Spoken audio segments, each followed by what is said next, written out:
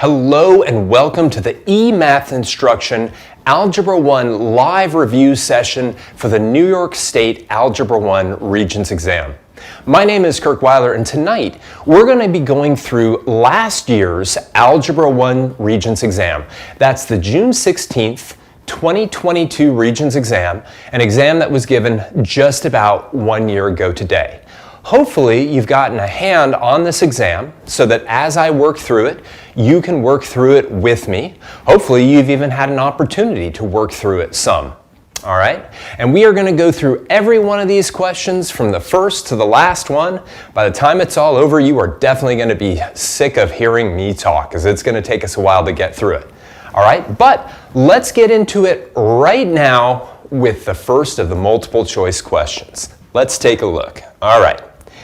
Now, we're going to be kind of going through all these. Occasionally, I am going to be going to a different kind of screen, a different presentation software, because it's going to be easier than using this. At the same time, I will also be using the Texas Instruments or the TI Inspire calculator.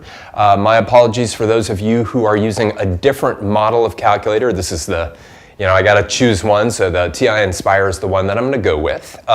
So just be prepared, have your calculators ready, have everything ready to go, and let's jump right into it with one of my least favorite questions on the entire exam. Let's take a look. Which correlation shows a causal relationship? And now let me read through the four choices. The more minutes an athlete is on the playing field, the more goals he scores. 2, the more gasoline that you purchase at the pump, the more you pay. 3, the longer a shopper stays at the mall, the more purchases she makes. And 4, as the price of a gift increases, the size of a gift box increases.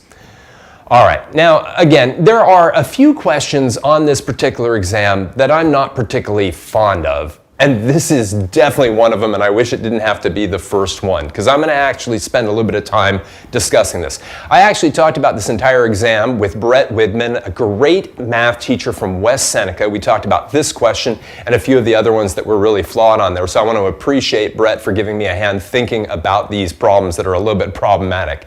But let's talk about this one, right? So this one really is all about statistics, or at least it's supposed to be within the statistics idea on the exam, right? And in statistics, right, we oftentimes look at two variables and ask ourselves, how are they related? And we're going to see this later on, sort of on this test, right? And we create things like dot plots, right, where we might have something, dot plot or a scatter plot, something like this, right? You might end up drawing a line of best fit, something like that, right? And we talk about variables that have positive correlations and negative correlations. In other words, a positive correlation when one variable increases, the other variable generally increases. A negative correlation would be as one increases, the other one decreases, etc. Now, sometimes, though, there is what is known as a causal relationship. A causal relationship, meaning as one of the variables changes, it causes the other one to change. A good example of this might be if you were looking at the relationship, let's say, between the high temperature on a given day in New York City and how many bottles of water are sold in the city that day. Generally speaking, as the temperature goes up, it causes people to be more thirsty, which then causes them to buy more bottles of water. So there's a causal relationship there. Now, it may not be a perfect relationship with an R value equal to 1, right? You might have a 92-degree day where people buy more bottles of water than a 95-degree day. That might happen on occasion, right? But generally speaking, right, higher temperatures are going to cause people to buy more water, and lower temperatures are probably going to cause them to buy less water. There's a causal relationship. Now, sometimes you can have two variables that sort of change in tandem, right? But there isn't a causal relationship. Let's stick with that whole bottle of water thing, right? If we actually looked at the number of bottles of water that were sold in New York City on a given day compared to the number of ice cream cones, we would also see a very strong relationship. As the number of bottles of water sold increases, so would the number of ice cream cones. But there is no causal relationship there, right? The increase in the number of bottles of water is not causing the increase in the number of ice cream cones purchased. In fact, what's causing both of them to go up or go down would be what's called a lurking variable, one of my favorite terms in mathematics, a lurking variable, and that's the temperature itself. Okay? So in this particular problem, after all of that, in this particular problem, we want to think about where we definitely have something, one variable changing, that causes the other variable to change. So let's go back to the board and take a look at those four choices again. All right, so the more minutes an athlete is on the playing field, the more goals he scores. Well, I don't know why it has to be a he, but the plain fact is, I would claim there is some causal stuff going on here, right? But certainly somebody could be on a field longer, let's say they're a defensive player, somebody like that, and it doesn't cause them to score more goals. Let's take a look at the second choice. The more gasoline you purchase at the pump, the more you pay. Well, that is definitely true, right? I mean, forget about true, false, or whatever, right? Certainly, if you buy more gallons of gasoline, it will cause you to pay more at the pump. Now, I could have some real good stat people come in and go, well, wait a second, but you could go to a different gas station where the cost of gas is less expensive. And therefore, buying more there might actually be less expensive than at the gas station where they're charging you an arm and a leg, all right? But it's choice 2 that they definitely want you to pick here. If you are at a given gas station buying gas at a set price, then the more gasoline you buy certainly causes you to spend more money. Now, just looking at the last two choices really quickly. Choice number 3, the longer a shopper stays at the mall, the more purchases she makes. Well, yeah, possibly, right? And there definitely could be a little causation there going on. But again, you could certainly have somebody who just runs into a store, buys a bunch, and runs back out. Right? And certainly the fourth choice, which is that as the price of a gift increases, the size of the gift box increases. Well, there certainly could be a case where things are more expensive the larger they get, right? But that's not necessarily always the case either, given that you could buy something very small, like let's say a diamond ring, and actually pay quite a bit for it. The only one that we can really truly point as a really strong causal relationship is choice 2. If the variation in one variable definitively causes the variation in the other one, it is a causal relationship. And that is way more time than I ever wanted to spend on this one problem. Let's take a look at problem number 2. Given f of x equals 3x minus 5, which statement is true? Choice 1, f of 0 equals 0. Choice 2, f of 3 equals 4. Choice 3, f of 4 equals 3. And choice 4, f of 5 equals 0. Well, awesome. This is a question that's all about function notation. So what we know is that we know f of x is equal to 3 times x minus 5. Now remember how function notation works, right? Basically, I put the input in here, and anywhere else there's an x or the input variable, I put it over here.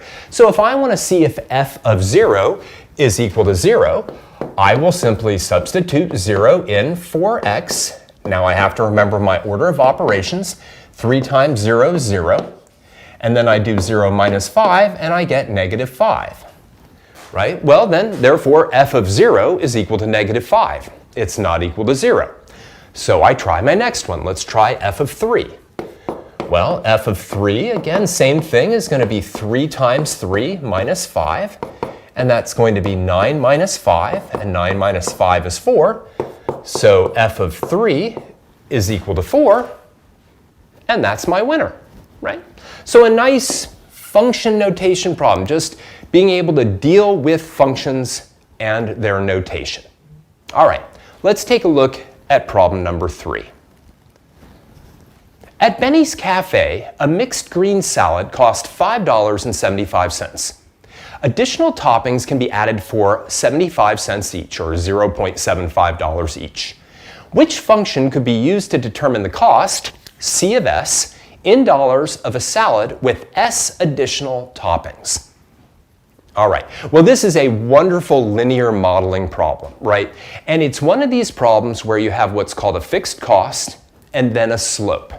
By the way, I'm kind of wondering if this board is a little washed out. Do we need to like make this a little bit darker, Joey? I'm now talking to my producer off camera. Yeah, I'm gonna just try to adjust the board real quick because quite frankly, it's all about you guys being able to see. If I can actually figure out how to do that, let's take a look. Do we make it brighter or less bright? I think we make it less bright. All right, let's bring the brightness way down. And let's see what happens. Yes, yes. Oh, I like that. Okay, let's go with that. Oh my God, I almost just pulled out all the wires. That would be bad. All right. But thankfully, I'm just kind of waiting for this to, there it goes, it went away. I can read it now, hopefully you can too. All right, let's talk about problem number 3. Now, right, no matter what, if S is 0, remember S is the number of additional toppings we have, if S is equal to 0, then we are definitely going to have to pay $5.75. So that is our y-intercept, right? This is our fixed cost, our y-intercept. Now, for every additional ingredient, we're going to have to pay $0.75. So if I have S additional ingredients, then I'm going to have to pay 0.75 times S plus that initial $5.75. So the cost of my salad is going to be 0.75 times the number of additional ingredients I have plus the initial $5.75 I have to pay no matter what. And that is choice 2. All right, let's take a look at number 4. Which expression is equivalent to x squared plus 5x minus 6? All right, now what you notice, right, is with all 4 choices, they are written as the product of 2 binomials. In other words, what they're asking you to do in this problem is factor this trinomial, right? Let me write it a little bit bigger so that you can see it. X squared plus 5x minus 6. They're asking you to factor this, right? Something that you probably spent a ton of time learning how to do in this course. Probably a little bit frustrating, right? Now, one of the nice things about this trinomial is that it's got a leading coefficient of 1. And I bet most of you learned that therefore what you're really trying to do is find 2 numbers that have a sum equal to the number that's multiplying x to the first, which is 5, and have a product that is equal to the constant term in the trinomial, which is negative 6. Now, if we're looking for 2 numbers that have a product of negative 6, one's got to be positive, one's got to be negative, right? So your first thought is probably 3 and 2, but the problem is I need to have those 2 add to be equal to a sum of 5. Now, you might say, well, 3 and 2 add to be a sum of 5. But 3 plus negative 2, that'll be a sum of 1. And negative 3 plus 2, that'll be a sum of negative 1. So the 2 numbers that actually work, that actually have a sum of 5 and a product of negative 6, are going to be positive 6 and negative 1, which means the correct factorization is x plus 6 times x minus 1. Now, of course, you don't have to take my word for it. You could actually multiply this out using foiling or whatever method you're most comfortable with in terms of multiplying 2 binomials and see if it gives you this trinomial. In fact, you could do that for each one of these 4 choices, and keep in mind always, you have 3 hours for this exam. So on a problem like this, if you're not sure whether you have the right answer, but you do feel good about foiling out 2 binomials or multiplying out 2 binomials, do it. See if it gives you the trinomial that you started with. All right, let's take a look at an inequality problem in problem number 5. Peter has $100 to spend on drinks for his party. Bottles of lemonade cost $2 each, and juice boxes cost 50 cents each, at which point I'm only buying juice boxes. All right, if X is the number of bottles of lemonade and Y is the number of juice boxes, which inequality models this situation? All right, well, let's think about it for a second, right? Now remember, X is the number of bottles of lemonade, the number of bottles, not how much money I'm spending on lemonade, just how many bottles I'm buying. So if I want to think about how much I'm spending on lemonade, what I'm going to do is I'm going to take the number of bottles of lemonade and I'm going to multiply by $2 per bottle, right? Literally 2 times X is how much I'm going to spend on the lemonade. Now, my juice boxes, right, the number of juice boxes I have is Y, and if I take that and multiply it by 50 cents per juice box, well then this is the amount of money I'm spending on juice boxes. Here's my amount of money that I'm spending on lemonade, plus the amount of money I'm spending on juice boxes, and what I know is that that must be, at most, $100, meaning that I have to spend less than or equal to $100. So there is my inequality, right? I can't spend more than $100, that's all I have. So my final answer, choice 3, 2x plus 0.50y is less than or equal to 100. All right, let's keep going. Let's see what's on page 2. Here we go. Problem number 6. Which domain is most appropriate for a function that represents the number of items, f of x, placed into a laundry basket each day, x, for the month of January? Awesome. All right. Well, it said which domain is most appropriate. Which domain? Okay. So let's talk about a little bit of technicality, right? The domain are the x values. All right. They're what can go into the function as an input, right? Now, it's for each day x in the month of January. Now, like here, we've got to kind of know technically what all of these different sets are. We've got the integers, the whole numbers, the rational numbers, and the irrational numbers. Now let's get rid of 2 of them right away, all right? The rational numbers, those include things like 1/2 and 2/3 and -5/4 and things like that. Those are the rational numbers, numbers that can be written as ratios. Then 4 are the irrational numbers. Those have things like pi and the square root of 2 and weird numbers whose decimals go on forever and never repeat. All right? Integers, on the other hand, integers have values like -3, -2, -1, 0, 1, 2, 3, right? Those are my integers. And my whole numbers, okay, are the numbers 0, 1, 2, 3, 4, etc. Okay, now I would claim, personally, that none of these are correct. This is another problematic problem. I would claim that the domain is a subset of the whole numbers. In other words, it is the numbers 1, 2, 3, 4, etc., all the way to 31. All right, but it doesn't include 0. All right, 0 is not one of the days in January. Neither is the number 35, and yet it is definitely part of the whole numbers. You know? And then if the person who wrote this question, whoever you are, says, but wait a second, I wasn't talking about all the whole numbers. Well, then why not the rationals? Why not the integers? I mean, the integers contain all the whole numbers. The rational numbers contain all the integers and therefore all the whole numbers. The irrational numbers, they're totally out. There's no way it's the irrational numbers. This is the only one that is totally incorrect. But I would claim that they're all basically incorrect in one way or another. The one they want you to pick here is the whole numbers. Because what they want you to do is they want you to say, well, a day in January can't be fractional, it can't be irrational, and it can't be negative. So it's got to be the whole numbers. Again, my problem with the whole numbers is that they include 0, and they include numbers like 32, 33, 34, 35, etc., none of which can be days in January. Whatever. All right, let's move on. It's the whole numbers. There are so many bad questions on this test, it's really amazing.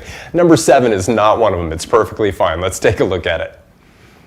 What is the solution to 3/2 times b plus 5 is less than 17? All right, so look, when you solve an inequality, at least in Algebra 1, you solve it exactly like you solve an equation with one small exception, An exception that isn't even going to come up on this test, unfortunately. I guess unfortunately, right? Which is that if you multiply or you divide either side of an inequality by a negative, you have to flip the inequality sign. All right? That is the only thing that's different about solving an inequality versus solving an equation. So let's see if that even happens here, which I already gave away. It doesn't. Let's take a look. We have 3/2 times b plus 5 is less than 17. So if I were just solving this like an equation, the first thing I would do is subtract 5 from both sides. And I'd get 3/2 times b is less than 12. Still good. All right, as long as I don't multiply or divide both sides of the inequality by a negative, I'm fine. Okay. Now I need to get rid of the 3/2. Now you could divide both sides of the inequality by 3/2. Your calculator definitely has that ability. Most algebra teachers will tell you instead of dividing both sides by 3/2, they want you to multiply both sides by 2/3, because 2/3 and 3/2 are what are called multiplicative inverses. They cancel each other out. 3 goes into 12 4 times, and b is less than 8. All right. The b less than 18, greater than 18, that comes from the idea if you multiplied both sides by 3/2, you would get 18, you wouldn't get 8. Anyway, solving an inequality, just like solving an equation, the only difference is if you multiply or divide both sides of the inequality by a negative number, you have to flip the inequality sign. And again, I kind of wish that would have come up here, or later on we'll see a system of inequalities. Yay. But it doesn't come up there either. Not at least in that one. They could have made it, but they didn't. All right, so let's take a look at number 8. Which table represents an exponential relationship? All right, so one of the things that they really want you to understand from Algebra 1, one of the things they want you to be fluent in, is looking at tables of values and knowing whether or not they represent a linear function or an exponential function or neither. Okay? So they don't expect you to particularly recognize a quadratic function or an absolute value function or anything like that, but linear and exponential they want you to know. Now, first thing I'd like you to notice is that in each one of these 4 tables, the x values are exactly the same, and very importantly, they go up by 1 each time. Now, it's not so much important that they go up by 1 each time, but that they go up by the same amount each time. Because that then allows me to say, oh, for a given increase in x, what is y doing? Well, let's take a look. In choice 1, right, for a 1-unit increase in x, it looks like each time what I end up doing is adding 3 to get to the next y. Now, when that happens, when the y values change by a constant addition or subtraction, for a constant increase in x, that is a linear function. This is linear. We're looking for exponential. Let's take a look at choice 2, right? In this case, what I see, right, to go from 2 to 7, I add 5. To go from 7 to 12, I add 5. To go from 12 to 17, I add 5. And to go from 17 to 22, I add 5. So again, that's a linear function. And again, I want to point out the fact that these are linear because on the exam that you're taking in 2 days, it could be which of the following tables represents a linear function, right? And linear functions are ones where for a constant increase in x, you get either a constant increase or decrease in y. Talking about a constant decrease, let's take a look at choice 4 and then we'll see the correct choice is choice 3. But choice 4, right, where we go from negative 9.5 to negative 12, that is a decrease in negative 2.5. And we see that that happens each time we keep subtracting 2.5 to get to the next one. And I know that's a little bit challenging because of the negative numbers there. All right, but that's again linear. Now, let's take a look at an exponential. In choice 3, what we see is we go from 4 to 16. Now, that's an increase in 12. To go from 16 to 64 is most certainly not an increase of 12, right? It's a far greater increase. It's an increase of 48, all right, not an increase of 12. So right away, you'd know it wasn't linear. But I can notice that to go from 4 to 16, right, I multiply by 4. And to go from 16 to 64, I multiply by 4. And to go from 64 to 256, which I might need my calculator on, I multiply by 4. And to go from 256 to 1024, I also multiply by 4. And because this is a constant multiplication, and by the way, if it was a constant division, it would also be exponential. All right, this then is my winner. All right, exponential is all about a constant multiplicative or division process going between increasing x values that are the same. Okay, let's take a look at number 9. Which expression is not equivalent to 5 to the 2x raised to the third? All right, well, let's talk about what 5 to the 2x raised to the third is. Now, you learned 3 major exponent properties in this course. One of them that you should have learned was if I have a variable, or not even a variable, if I have a base raised to a power, let's call it m, raised to another power, let's call it n, then I can rewrite this as x raised to the m times n, not m plus n, but m times n. So 5 to the 2x to the third is the same as 5 to the 2x times 3, and of course 2x times 3 is 6x. So 5 to the 2x to the third is 5 to the 6x. Now, let's take a look at our 4 choices really quick, and we're going to go through all 4 of them right now while we go to the board. Let's do it. Well, choice 1 is 5 to the x to the 6th. Well, that would be 5 to the 6x when I multiply those two. Choice 2 is 5 to the 3x squared. When I do 2 times 3x, I'm going to get 5 to the 6x. That's still the same. Choice 3 is 5 to the 5th raised to the x. Well, there, when I multiply the 5 and the x, I just get 5 to the 5x.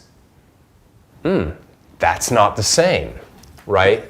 So this is my winner, right? Because I'm looking for the one that is not equivalent to that one. And that's it.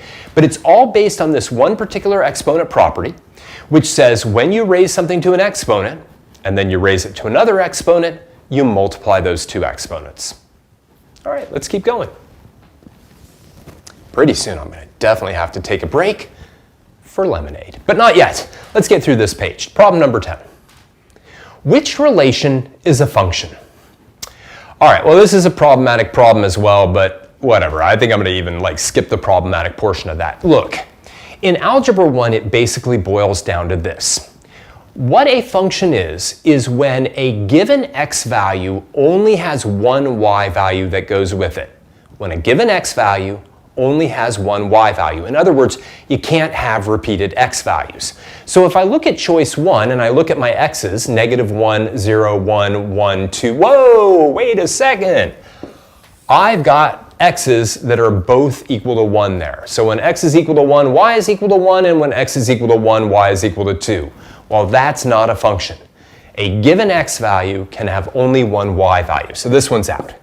Right, let's take a look at another easy one that we can eliminate, choice 4. Here we've got a set of ordered pairs. X is 0, y is 1. X is 2, y is 3. X is 3, y is 2. And x is 3, y is 4. Uh-oh. Right, when we see these last two pairs, we see that they have the same x value but different y values, so that one's out as well. All right, so now let's take a look at choice 2. All right. Here, I've got a piecewise defined relationship. And notice something, right? Here, x is less than or equal to 2. Here, x is greater than or equal to 2. All right, now, you might say, well, there it is. That's the problem. Well, actually, that's not really a problem, technically, as long as both of these two formulas gave us the same answer when we put 2 in. But our two formulas are x and x squared. And when I put 2 into x, that's just 2. And when I put 2 into x squared, that's 4.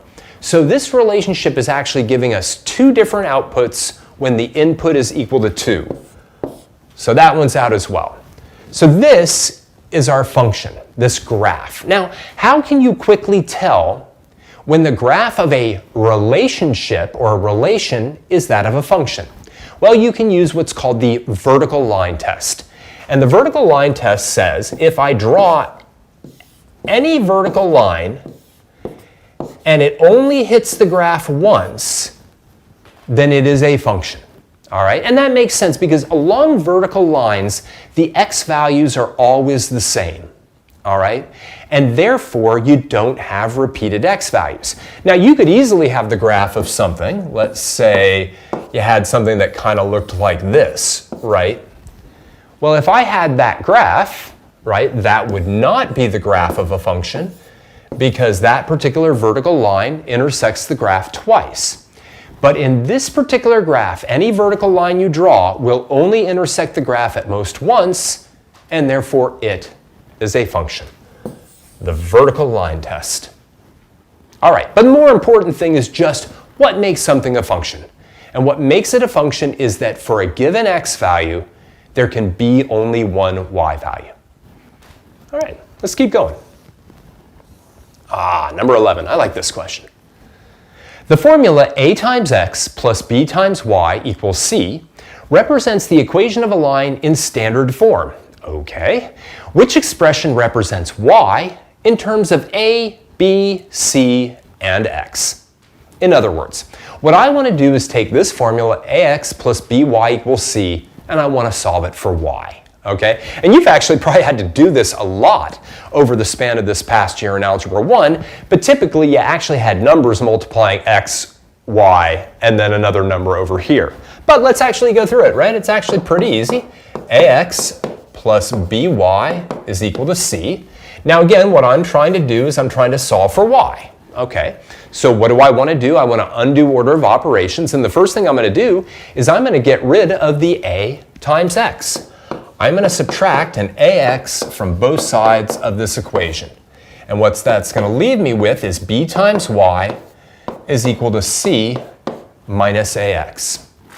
All right, now I'm almost there actually, right? I just want to get y all by itself. So now what I'm going to do is I'm going to divide both sides by b. And remember, you got to divide all of that side by b. And we'll get y is equal to c minus ax, all divided by b. And that is choice 1. All right, and again, you've done this plenty with like 2x plus 5y equals 7 or something like that. Here, we just have to deal with it when the coefficients multiplying x and y are letters versus numbers. Okay, let's take a look at number 12. What are the zeros of f of x equals 2x minus 4 times 3x plus 4? All right, well first let's talk about what zeros are.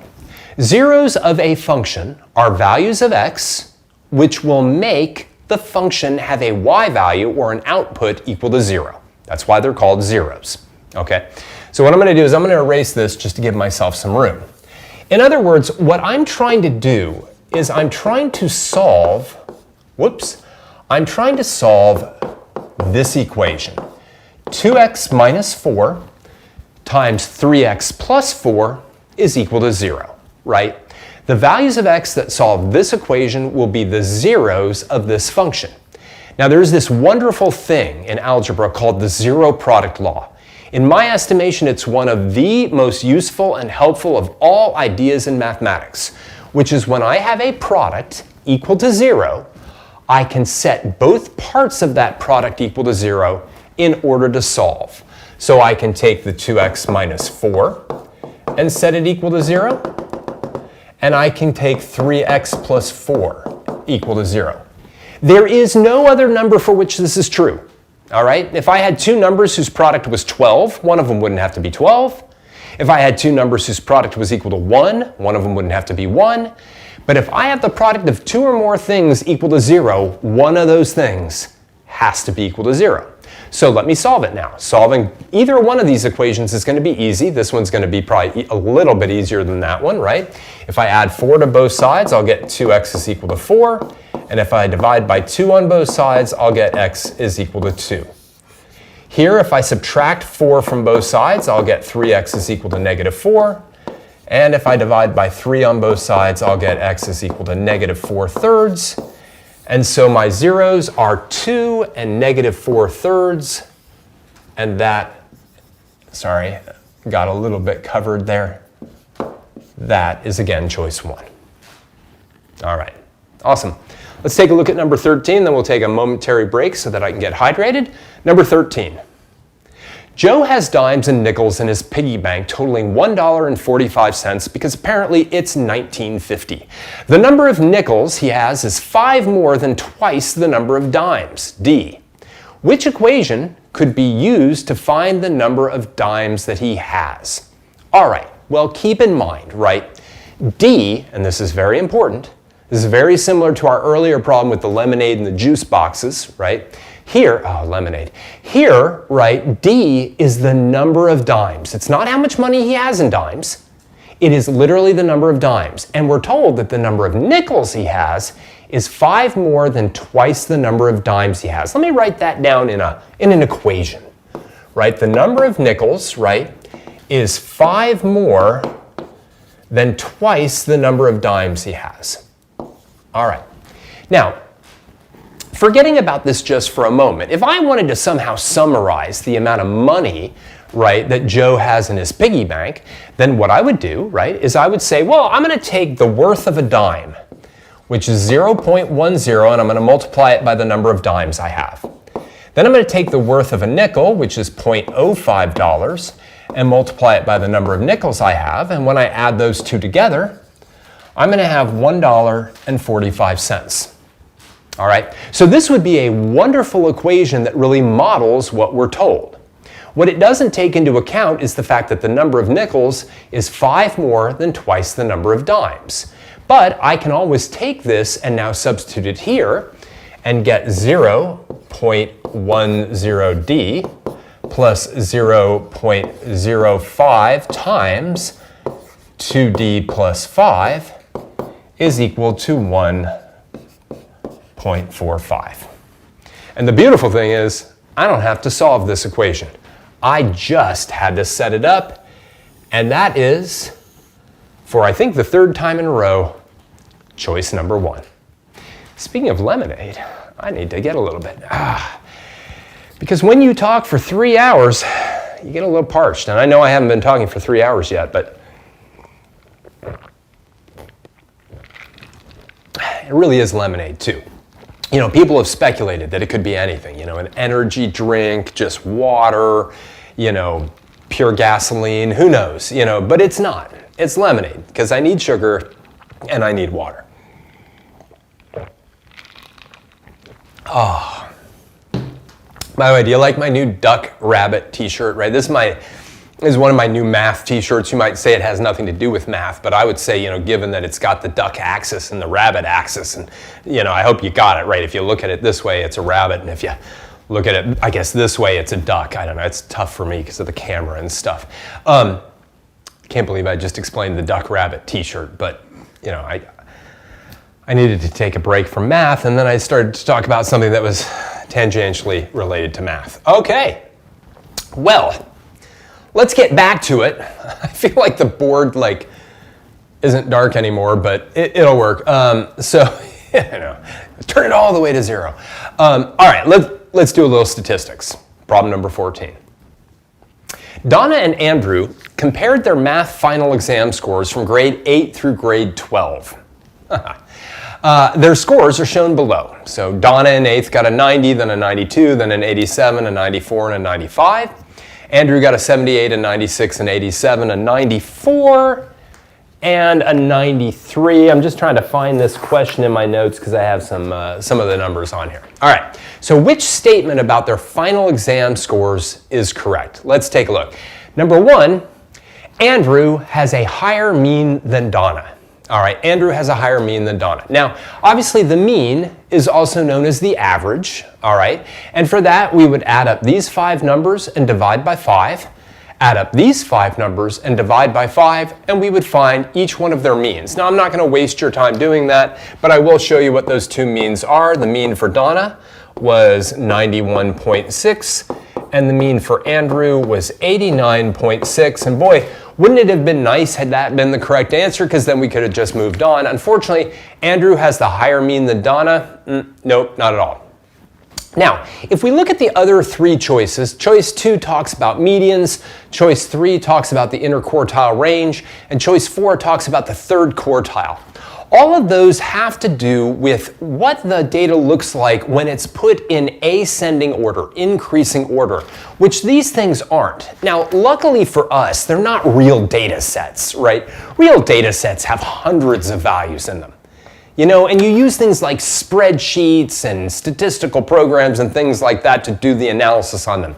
Here, we can actually just list these out in order, and you absolutely have to do that in order to think about things like their median, their interquartile range, and their third quartile. So for Donna, it's simple enough, right? Her lowest score was an 87, and then the next one was a 90, and then a 92, and a 94, and a 95. And likewise for Andrew, if we put these in order, we have 78, we have 87, a 93, a 94, and a 96. All right, so let's talk about the medians, right? The median is the middle number. So the median is 92 for Donna, and for Andrew, it's 93. And again, it would have been great had this been the right choice, but Donna and Andrew have the same median is unfortunately not correct. All right, now let's talk about the one that's absolutely the trickiest, which is the interquartile range. Now, clearly, you should have done enough statistics in Algebra 1 to be able to put these into your calculator and actually figure out what the first quartile is and what the third quartile is so that you could then subtract them to find the interquartile range. Remember, the interquartile range, known as the IQR, is equal to the third quartile value minus the first quartile. And you can totally do that in this problem. All right. One thing that I want to point out is it would be very tempting to think that, let's just talk about Donna, that 90 is the first quartile and 94 is the third, but it's not. Remember, when you have an odd number of values, even when there's only 5 of them, which isn't a real data set, you would eliminate the median. And then what you would do to find the first quartile is you'd find the median of this 2-value data set. In other words, you'd find the number that's in the middle of these two by averaging them. So the Q1 here is 88.5, that's Q1, and the Q3 here, averaging these two, is 94.5. Likewise over here, Q1 is going to be 82.5, and Q3 is going to be 95. So the IQR, subtracting these here, will be 12.5, and the IQR here, which I can just squeeze in, subtracting these two, is going to be a grand total of 6. It says, Andrew has a larger interquartile range than Donna, and that is correct, right? Andrew's interquartile range is 12.5, Donna's interquartile range is 6, therefore Andrew has the larger interquartile range. Now I will point out the following. If you use the 94 and the 87 as Q1 and Q3, and likewise the 94 and the 90, you would have still made the conclusion that Andrew has the larger interquartile range. You would have still gotten it correct, okay? But you never know, you know? Maybe the question would have been just, what is the third quartile or the first quartile or whatever? Now, again, you can always put the 5 values into your calculator, have it do 1 var statistics, it'll punch out the Q1 and the Q3 for you, right? So there's no reason to ever get those wrong when you have the calculator at hand, all right? But I did want to point it out here. All right, let's take a look at one of the most flawed problems on the test. Problem number 15, let's take a look. The first term of a sequence is 5 and the fifth term is 17. What is the common difference? Okay, so a sequence. Let's first just talk about what sequences are, right? Sequences are lists of numbers, right? So for instance, I could say, 8, 11, 14, 17, 20, That's a sequence. Okay, that's a sequence. This is a sequence, 8, 16, 32, 64, 128. That's a sequence. All right. Here's a sequence, 2, 4, 8. Actually, that's more similar to the last one. I don't want to do that one. Gosh, I don't know. How about 1/2, 1/3, 1/4, 1/5, dot, dot, dot. That's a sequence. These are all sequences. All right. The kind of sequence they're talking about in number 15 is what's known as an arithmetic sequence. But they never mention that word. Somebody wrote this question and just assumed that every sequence is arithmetic. And then somebody proofread it and said, yeah, that's good. Works for me. This is a terrible question, okay? Like there are so many sequences where there isn't a constant difference, okay? Now, the first one I have here is that case. A common difference means that you're either adding or subtracting the same amount to get to the next term in the sequence that you do all along. So in this case, I add 3 to go from one term to the next term in the sequence. I'm sure here you can tell what I've done is I've multiplied by 2 each time, and here I just keep upping the denominator by 1, right? That's not neither one of those kind of things. As soon as they said common difference, I knew what they meant because I've been teaching math for like, I don't know, 300 years, it feels like. All right, but the plain fact is this is a very flawed question because there is nothing in the problem that tells you that it's an arithmetic sequence. But now we are going to assume it's an arithmetic sequence and work it that way. It just makes me angry because, darn it, my tax money is being spent to create problems like this that are just horrible. Anyway, here we go. So let's do some blanks. We've got 1, 2, 3, 4, 5. The first term is 5, and the fifth term is 17. All right, what is the common difference? Well, the idea is, right, I would add D to get here. I'd add D again to get here. I'd add D again to get here. And I'd add D again to get here. All right? So notice, right, to get to the fifth term, I will add the common difference 4 times. In other words, 5 plus 4 times my common difference is equal to 17 with a red tens digit. All right, now I just have to solve for D, right? So I'll subtract 5 from both sides. I get 4D is equal to 12. Divide by 4 on both sides, and I get my common difference is equal to 3. All right, in other words, right, if I start with 5 and I add 3, 3, 3, 3, 3, right, I'll get 8, 11, 14, and 17. Now, you could do that by trial and error. You could add 2.4 plus 2.4 plus 2.4 plus 2.4. You could add 12 plus 12 plus 12 plus 12 plus 12. That would get you way too big, et cetera, et cetera.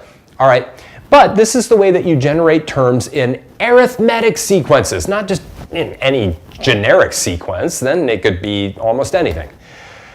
Okay, I'm over it. All right, not exactly, but I'm sort of over it. Let me just erase this so that we can move on to problem number 16, which is perfectly fine. It's a perfectly good problem. Let's take a look at it. A quadratic function and a linear function are graphed on the same set of axes. What situation is not possible? Okay, so, right, when they say a quadratic function, what they're talking about is what's known, as a parabola. And a linear function, they're talking about a line. So a parabola and a line, right? Now, a parabola and a line, well, they could not intersect at all. And I just drew it, right? You could also have a parabola and a line intersect twice. That is definitely possible. You can even have a situation where, let's say, you have a parabola and a line and they just share one common point, okay? But what you can't ever have is it intersect 3 times, all right? A parabola and a line will never intersect 3 times. That is simply not possible. All right, great. Let's move on to another very kind of standard algebra question in number 17. The expression m minus 3 quantity squared is equal to which of the following? All right, so This one is not hard as long as you don't jump the gun. Never forget that when you square something, right, it doesn't matter what it is. I don't care if it's x squared or 5 squared or cow squared or m minus 3 squared, it doesn't matter. What you're doing is multiplying it by itself. So the first thing I want to do is write this down, m minus 3 times m minus 3. Now, depending on your algebra teacher, you may have multiplied two binomials in a variety of ways. Some of them may have had you FOIL them. Some may have had you do double distribution. Some may have had you do an area model. I don't know. You know what I mean? I can't do them all. I'm just going to go through FOILing because it's the most common method, right? Which is that I multiply the first two terms, m times m, which is m squared. I multiply the outer terms, negative 3 times m is, well, negative 3 times m. I multiply the inner two terms, negative 3 times m continues to be negative 3m. And then this is key, negative 3 times negative 3 is a positive 9. Now, whenever you do FOILing two binomials in Algebra 1, those outer and inner terms always combine. I have a negative 3m, another negative 3m, so I have a total of negative 6m. Negative 6m. So I'm going to get m squared minus 6m plus 9. Choice 3. There it is, right? Nice and simple. Nice and easy. Okay, let's take a look at number 18. I kind of like this question. Mrs. Rosano asked her students to explain why 3 comma negative 4 is a solution to 2y plus 3x is equal to 1. 3 student responses are given below. Andrea, or Andrea, I don't know, one of the two. Anyway, Andrea, when the equation is graphed on a calculator, the point can be found within its table. Okay. Bill, substituting x equals 3 and y equals negative 4 into the equation makes it true. And Christine, the graph of the line passes through the point 3 comma negative 4. All right. Which students are correct? Well, you know what? I like them all. I like every single one of those, right? Absolutely. You know, if you put this thing into your graphing calculator, maybe you'd have to rearrange it into y equals form, but you would find the point 3 comma negative 4 in that table, which means it's a solution to that equation. Certainly, Bill, right, really nails it down. In other words, like what it means for something to be a solution to an equation is the fact that it makes the equation true. So Bill is definitely on the money. And finally, Christine says, well, the line passes through the point 3 comma negative 4. Absolutely correct, right? The idea is that a graph contains the points that are solutions to the equation that's being graphed. So all of these three are correct, and that is choice 4. Andrea, Bill, and Christine.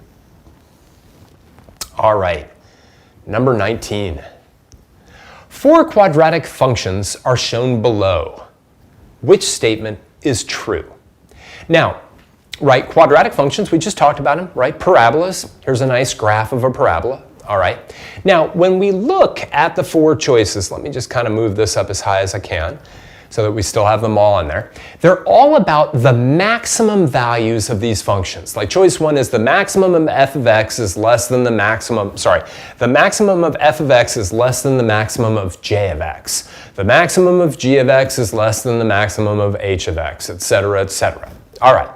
Now, when we talk about maximum and minimum values of a function, we are always talking about the outputs, the y values, the range.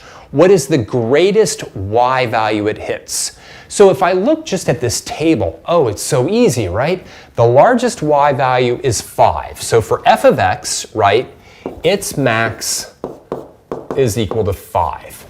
All right, now, for h of x, the max is very easy because we've got the graph. The maximum occurs right here, and that's at a y value of 1, 2, 3, 4.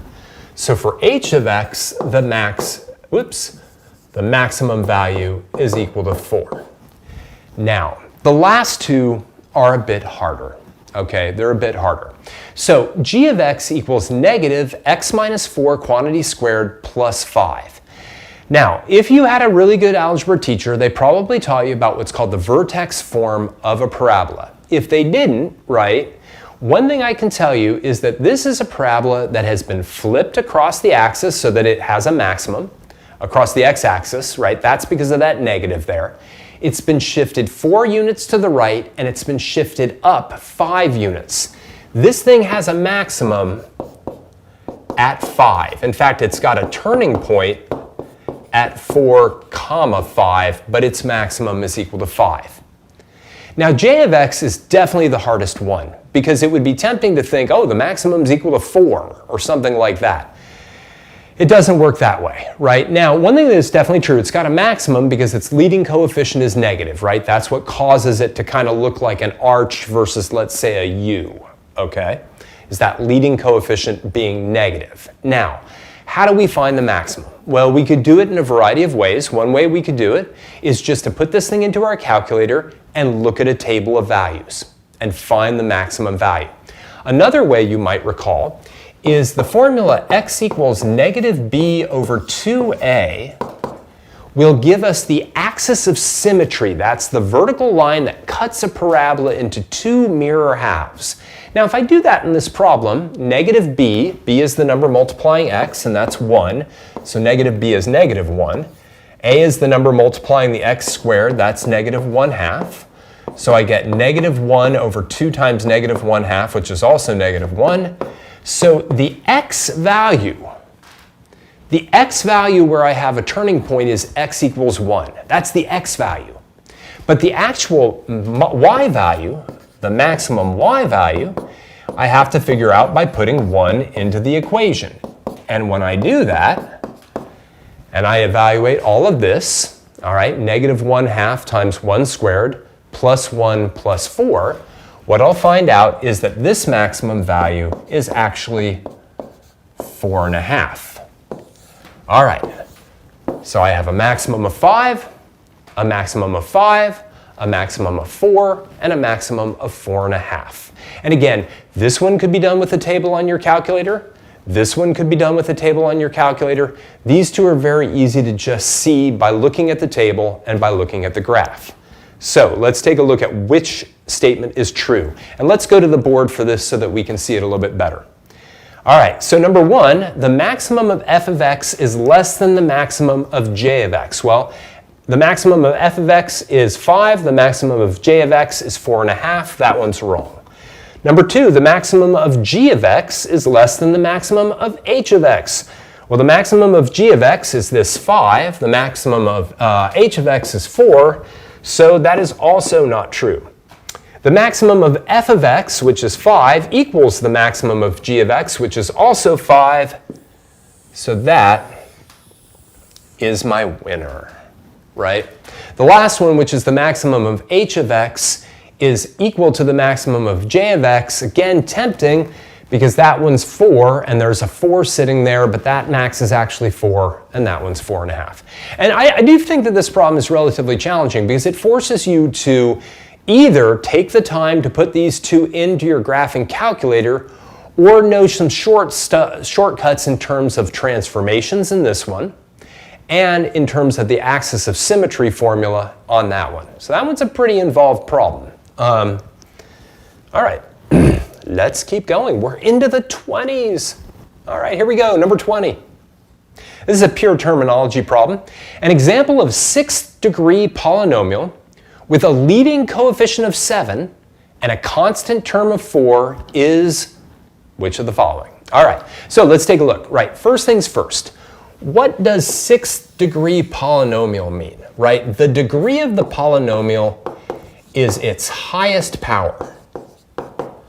All right, so in other words, we're looking for a polynomial where the highest power is equal to 6.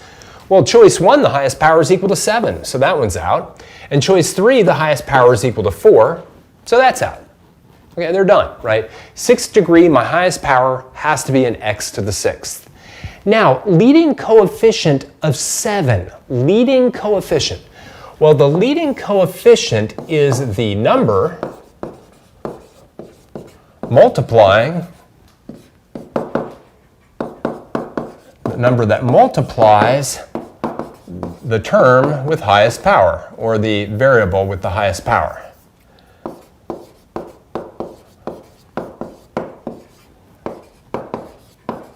Wow, that was a lot to write. The variable with the highest power. Well, let's take a look. If we look at choice 2, right, there's the variable with the highest power, and the number multiplying it is, in fact, 7. All right, so that's a good contender, right? Let's take a look at this one. The highest power is equal to 6 here as well, but here the leading coefficient is equal to 4, right? So it's got to be this one, right? We didn't even need to know the constant term is 4, although to be clear, the constant term, right, is the term that's added on that has no variable attached to it at all. So in choice 2, we have a constant term as 4, right? There is no x attached to that 4. It's not 4x or 4x squared or 4x cubed. In this case, the constant term is actually equal to 7. And notice what they're trying to do there, right? There's a 7 in this one, but it's not the leading coefficient. It's the constant term. The leading coefficient is actually 4. Here, the leading coefficient is 7, and the constant is 4. So, it is choice 2. Okay, let's talk about number 21. This is another one that Brett Widman and I talked about quite a bit. Another terrible, terrible question, but it's not quite as flawed as some of the other ones. Let's take a look at 21. The equation A equals P times 1 plus or minus R raised to the T, where A is the total amount, P is the principal amount, R is the annual interest rate, and T is the time in years. Which statement correctly relates information regarding the annual interest rate for each given equation? Okay, this is a horrible question for one reason and one reason only. All right? There is no bank account or anything else like that where the annual interest rate is going to be negative, where you're going to have 1 minus R. Now, don't get me wrong. You can definitely have things change in an exponential way where things increase by a certain percentage and where things decrease by a certain percentage. But just as a piece of friendly investment advice, if you should ever find yourself at a bank and they say, hey, look, I'm going to give you an investment that decreases by, I don't know, 15% per year, don't invest in that. That's a bad idea, okay? Don't do that. Now, again, you can definitely have things that depreciate in value, okay? You can even have investments that depreciate in value. But if you've got one that they can predict is going to be constantly depreciating in value, don't put money into it. I don't care if it's even cryptocurrency, okay? If it's going down in value, don't do it. Anyway, but let's just pretend for a moment that maybe this isn't an investment. Maybe this is like a population. You know, it's a population of llamas or something like that. And let's look at choice 1. For A equals P times 1.025 to the T, the principal amount of money, or llamas, is increasing at a 25% rate, interest rate, or growth rate. Well, okay, the answer there is no, right? R in the rate formula is always the decimal version of the percent. If this thing was increasing at 25%, we wouldn't be multiplying by 1.025, we would be multiplying by 1.25. In fact, this would indicate something increasing at 2.5% per year. All right, let's take a look at choice 2. For A equals P times 1.0052, the principal amount of money is increasing at a 52% interest rate. Well, that's even worse, okay? A 52% increase would be 1.52. Side note, also friendly investment advice. If anyone gives you the choice to invest in something going up at a 52% interest rate, do it. Do it. That's a great return. Even 25% is a great return. But this one's not so great. In fact, this one is actually only increasing at a 0.52% rate. 0.52. That's the rate here. Now let's take a look at the decreasing ones. All right, number 3. For A equals P times 0.86 to the T, the principal amount of money is decreasing at a 14% interest rate. That is correct. Okay, again, why did they have to go with interest? I don't know. Anyway, but the point is, right, in this situation, when the number that you're multiplying by is less than 1, all right, which is the case both in number 3 and in number 4, to find out the percent that it is decreasing by, what you should always do is 1 minus whatever the decimal is. In this case, that's 0.86, and that would be 0.14. So it is decreasing by 14%. All right, choice 3 is the quote-unquote correct choice on this problem. All right, and just for a real quick, number 4, for a equals p times 0.68 to the t, the principal amount of money is decreasing at a 68% interest rate. No, definitely not, right? That thing is actually decreasing at a 32% rate, not a 68%. And again, take it to the extreme. If you had something like this, a is equal to p times 0.99 to the t, right? That doesn't mean we're going down by 99%, right? That means we're going down by 1%, right, each year, okay? So remember, it's always 1 minus this number, right, tells you your decreasing percent rate. All right, again, weird. They could have gone with almost anything else, but they went with investments. It's almost like the person who designed this problem doesn't know anything about investment. It's weird. Okay, let's take a look at number 22. It takes Tim 4.5 hours to run 50 kilometers. Which expression will allow him to change this rate to minutes per mile? Okay, great. Now, one of the things that's a little bit weird about this problem is that we tend to think about speed as distance per time. But sometimes we think about speed as time per distance, right? When a runner says to you, I run an 8-minute mile, right, that they're telling you they do 8 minutes per mile, right? As opposed to 1/8 of a mile per minute, right? Like that sounds weird, not only because it's fractional, but, well, actually probably just because it's fractional. Anyway, the point is, I want to take hours per kilometer and I want to change it into minutes per mile. So I want to go from 4.5 hours per kilometer, right? And eventually I want to end up somewhere, I'm going to put it way down here, in terms of minutes per mile. All right. Now, we don't really need to know all the little conversion factors, but if you really wanted to see them, there's a formula sheet at the back of every Regents math exam, Algebra 1 Geometry and Algebra 2, that give you all sorts of helpful things, like, you know, the idea that there are 4 quarts in a gallon. Yay! And the area formula of a circle. But it'll also tell you some of these conversion factors. I'm not really sure that they tell you that there's 60 minutes in an hour, but they might, because why wouldn't you know that by this point? Anyway, the point is, right, what I need to do is I need to start multiplying by these conversion factors, and there's 2 main ones in this problem. The fact is 1.609 kilometers equals 1 mile, all right, and obviously 60 minutes equals 1 hour. All right, and the key is, right, the key all along will be to have units cancel each other. So if I've got hours in the numerator, I want to have hours in the denominator to cancel them. If I have kilometers in the denominator, then I want kilometers in the numerator in order to cancel them. All right, so let's first take care of the distance, right? To get it into miles, right, and to have miles in the top, I would want 1 mile in the top and 1.609 kilometers in the bottom. Because no, that's not right. I just did that totally wrong. But it's good, I caught myself. 1.069 kilometers and 1 mile, right? That's going to allow my kilometers to cancel, right? And it's going to leave me with miles in the denominator, which is what I want. Now I want my hours to cancel, right? So I'm going to have 1 hour in the denominator and then 60 minutes in the numerator to have those hours cancel. And notice what I have left are minutes in the numerator and miles in the denominator. And let's see which one looks like that. That's choice 1.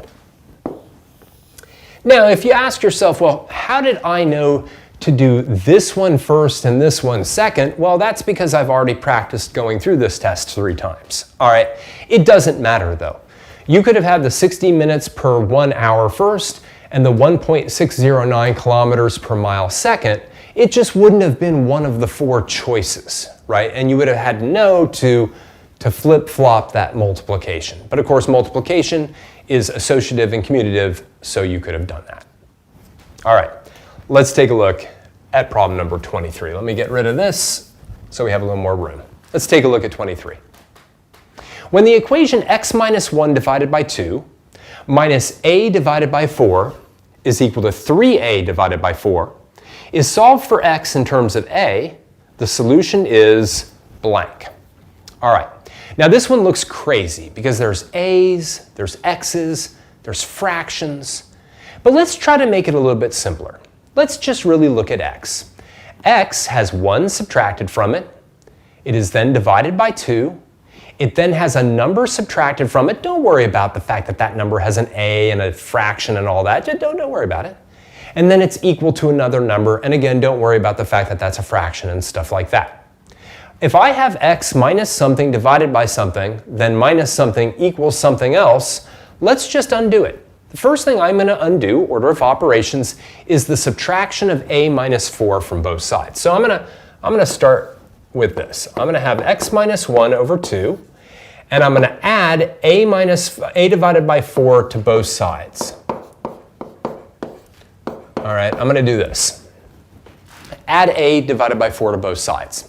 Now, before I do anything more to the left-hand side, I'm going to simplify the right-hand side, and I can do that very easily because I can add 2 fractions that have the same denominator, right? 3a divided by 4 plus 1a divided by 4 is 4a's divided by 4.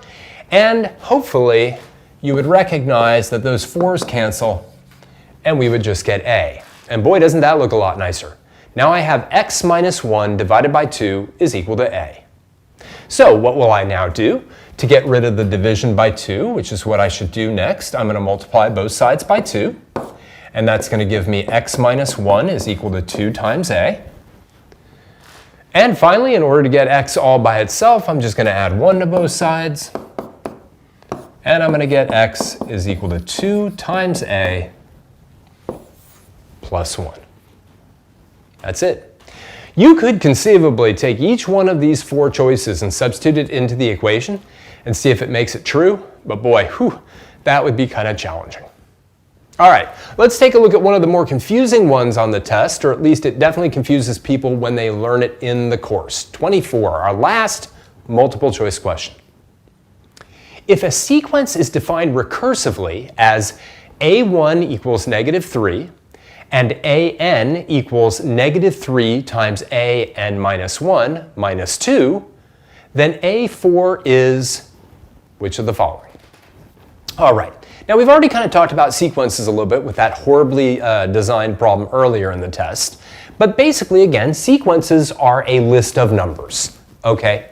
The little number down here, the 1, the n minus 1, those little numbers, known as subscripts or the index variable, those numbers tell you where you are in line. Are you the first number in line, the second number in line, the third number in line? In other words, the first number in the sequence is negative 3, and I'm looking for the 4th number in the sequence.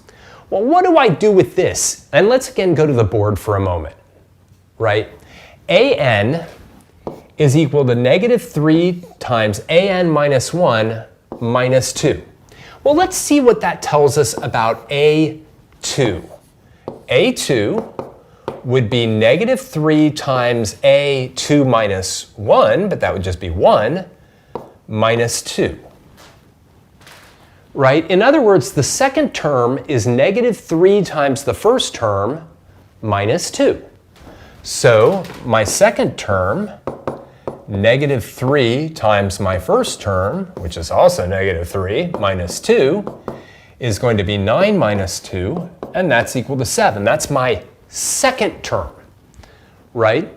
But really, this recursive rule just says to make any term, we'll take the previous one, multiply it by negative 3, get a result, and then subtract 2. So I can figure out what my third term is. A3 will be negative 3 times A2 minus 2, which will be negative 3 times 7 minus 2, which will be negative 21 minus 2, which will be negative 23. Sorry about that. All right, so my third term is negative 23. Let me see if I can fit my fourth term right down in here.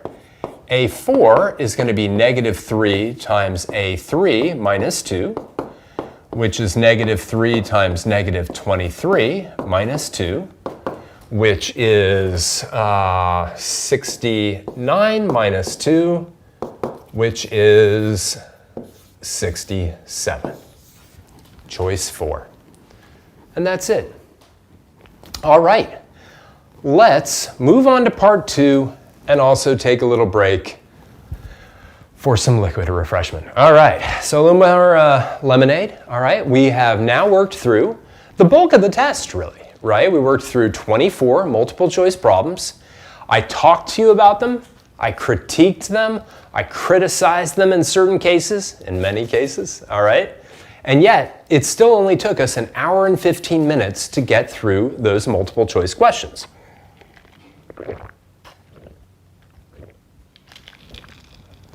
You know, it's hard to do. Drink quietly. Drinking quietly is very difficult to do. Kind of like chest bumping.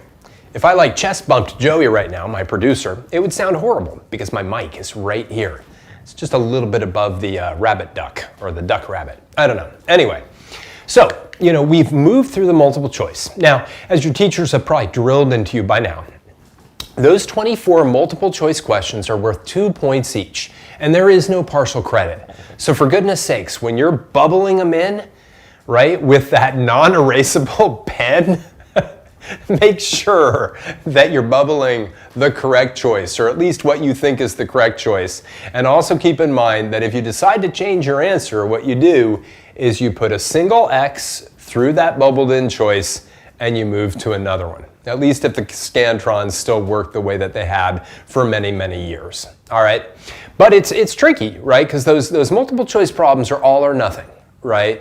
And a lot of students adopt a mentality of, well, I can just read the problem, look at the 4 choices, and just pick the one that's correct, right? I don't really have to do much math because they're multiple choice. That's really, really not the case, so beware of that.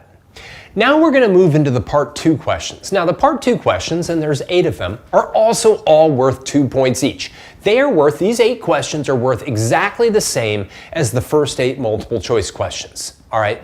The only difference is that they are now free response, right? Which means you don't have 4 choices that can kind of help you figure out what the right answer is. And it's very, very easy to lose 1 out of 2 points or 0 out of 2 points, even though you might know quite a bit of the math. So let's dive right into it now with problem 25. Please don't get caught up in how much room they give you to solve the question, because they're going to give you a full page for every 2-point question. Every 2-point question you're going to get a full page for, even if it requires this much work. So let's take a look at problem number 25. The product of the square root of 1024 and negative 3 is the product of the square root of 1024 and negative 3.4 rational or irrational? Explain your answer. All right, now we talked a little bit about rational and irrational numbers earlier when we looked at that domain problem involving the days of the month of January. But anyway, right, rational numbers, right, are numbers that can be written as the ratio of 2 integers. You might think of those as positive and negative fractions, right? But you might also remember that rational numbers have decimal versions that either terminate or repeat in some kind of a pattern. Irrational numbers like pi, that's the main one, right? And square roots of numbers that aren't perfect squares, those are numbers that can be written as the ratio of 2 fractions, or if you just are looking at them visually, they have decimal representations that go on forever without terminating and without repeating their pattern. Okay, those are irrational numbers. All right, so one very straightforward way of doing this is simply finding the product of these two numbers. Literally taking your calculator and finding out what 1024 times negative 3.4 is. So for the first time, wow, I can't believe this. It's actually the first time I am actually bringing out the calculator, right? And what did I have? I had the square root of 1024, now it's really important to get out of the square root here, times negative 3.4. Okay, now, a lot of me right now would expect this to be an irrational number because most square roots are irrational. The vast majority of them are, okay? But let's see what our calculator tells us here. Negative 108.8. So let me kind of go back to the test. This is negative 108.8. Well, right there, it tells me everything I need to know, right? I can now say this is a rational number because it has a decimal that terminates. And that is a great way to do it. It's a great explanation. Done. You know what I mean? Now, what are they really trying to get at here? Let me talk about this briefly before we move on to the next 2-point problem. There was something you were supposed to learn in Algebra 1 that said, if you take a rational number times a rational number, you get a rational number. All right? If you take two rational numbers and you multiply them together, you get a rational number. If you take a rational number and you multiply it by an irrational number, you will get an irrational number as long as the rational number is not equal to 0. And 0 is a rational number because obviously it has a decimal representation that terminates, right? It's a rational number, and if you multiply 0 by anything, it doesn't matter what, you get 0. So as long as you take a rational times an irrational and the rational isn't 0, you get irrational. I feel like when I talk about these things, I have to it's like lawyer speak or something. And there's all these other rules. If you take a rational plus an irrational, you get an irrational. A rational plus a rational gives you a rational. There's all sorts of things like that. Strangely enough, an irrational times an irrational could be either. Could be either. And an irrational plus an irrational could be either. It could be irrational or it could be rational. All right? And the more I say these words, the funnier they sound coming out of my mouth. All right? At the end of the day, it's really helpful to know that irrational numbers will have these decimal representations that go on forever without terminating or repeating, and a rational number then will have decimal representations that do either terminate or like 1/3, which is 0.333333, etc., will eventually repeat. All right? Because then you can do a problem like this pretty simply by using your calculator. Side note, the reason it does turn out to be rational is that the square root of 1024 is actually a whole number. So as I said, right, the vast majority of square roots, like if I did like the square root of 2, all right, that is an irrational number. Now my calculator terminated it because if not, we would be literally here until the end of time watching the decimals come out. All right, but the square root of 1024, however, is a nice rational number. It's a whole number. It's 32, right? It's a beautifully nice number, right? So anytime you have a rational number, 32, times another rational number, negative 3.4, you get a rational number, negative 108.8. All right, let's go to our next free response problem, number 26. Describe the transformations performed on the graph of f of x equals x squared to obtain the graph of g of x when g of x equals x minus 3 quantity squared minus 4. Awesome. So you learned about all sorts of different transformations in Algebra 1, one of which were the shifting patterns. Now remember, when we add or subtract to the x variable, before we do the squaring that the original function does, that shifts it left and right in the opposite way that you would expect. And here's what I mean by that. Subtracting 3 directly from x shifts the graph of x squared 3 units to the right. So one way, right, is a shift or translation, hello red, by 3 units right. All right? So that's what the x minus 3 does. Now, when we add or subtract a number to the function after the fundamental operation has been done, which in this case is just squaring, right? When we add or subtract, in this case we're subtracting 4, that shifts it up and down, but does it exactly the way you would think. So in other words, if I had something like this, y equals x squared plus, I don't know, 8, right? That would take the graph of x squared and move it up 8 units. If I had the graph of y equals x squared minus 8, it would take the graph of f of x equals x squared and move it down 8 units. So this has been moved to the right 3 units, shifted right 3 units, or you could say moved right 3 units. They would take that. And shifted, maybe put it shifted down 4 units. Now, of course, if you weren't sure, and you've got 3 hours, let's say, to take a test, there would be nothing wrong with throwing this into your calculator, throwing this into your calculator. Got to make sure you keep track of which one's which, and then you can pretty easily tell what's been going on, what the shifting is. All right, let's keep going. Oh my goodness, why didn't I just use the down arrow? I like number 27. Let's take a look. The total profit earned at a garage sale during the first 5 hours is modeled by the graph shown below. And yeah, here's a nice graph. It's well labeled. I like it. There's going to be one later on that I'm going to give an F to for its labeling. But this one's perfectly good. And it asks us to determine the average rate of change in dollars per hour over the interval x is greater than or equal to 1, less than or equal to 4. All right, look, they're basically asking me to calculate an average rate of change, which is just a slope.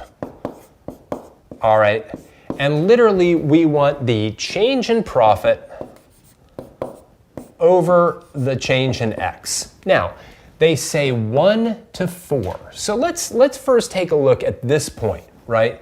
That's the point 1 comma 40.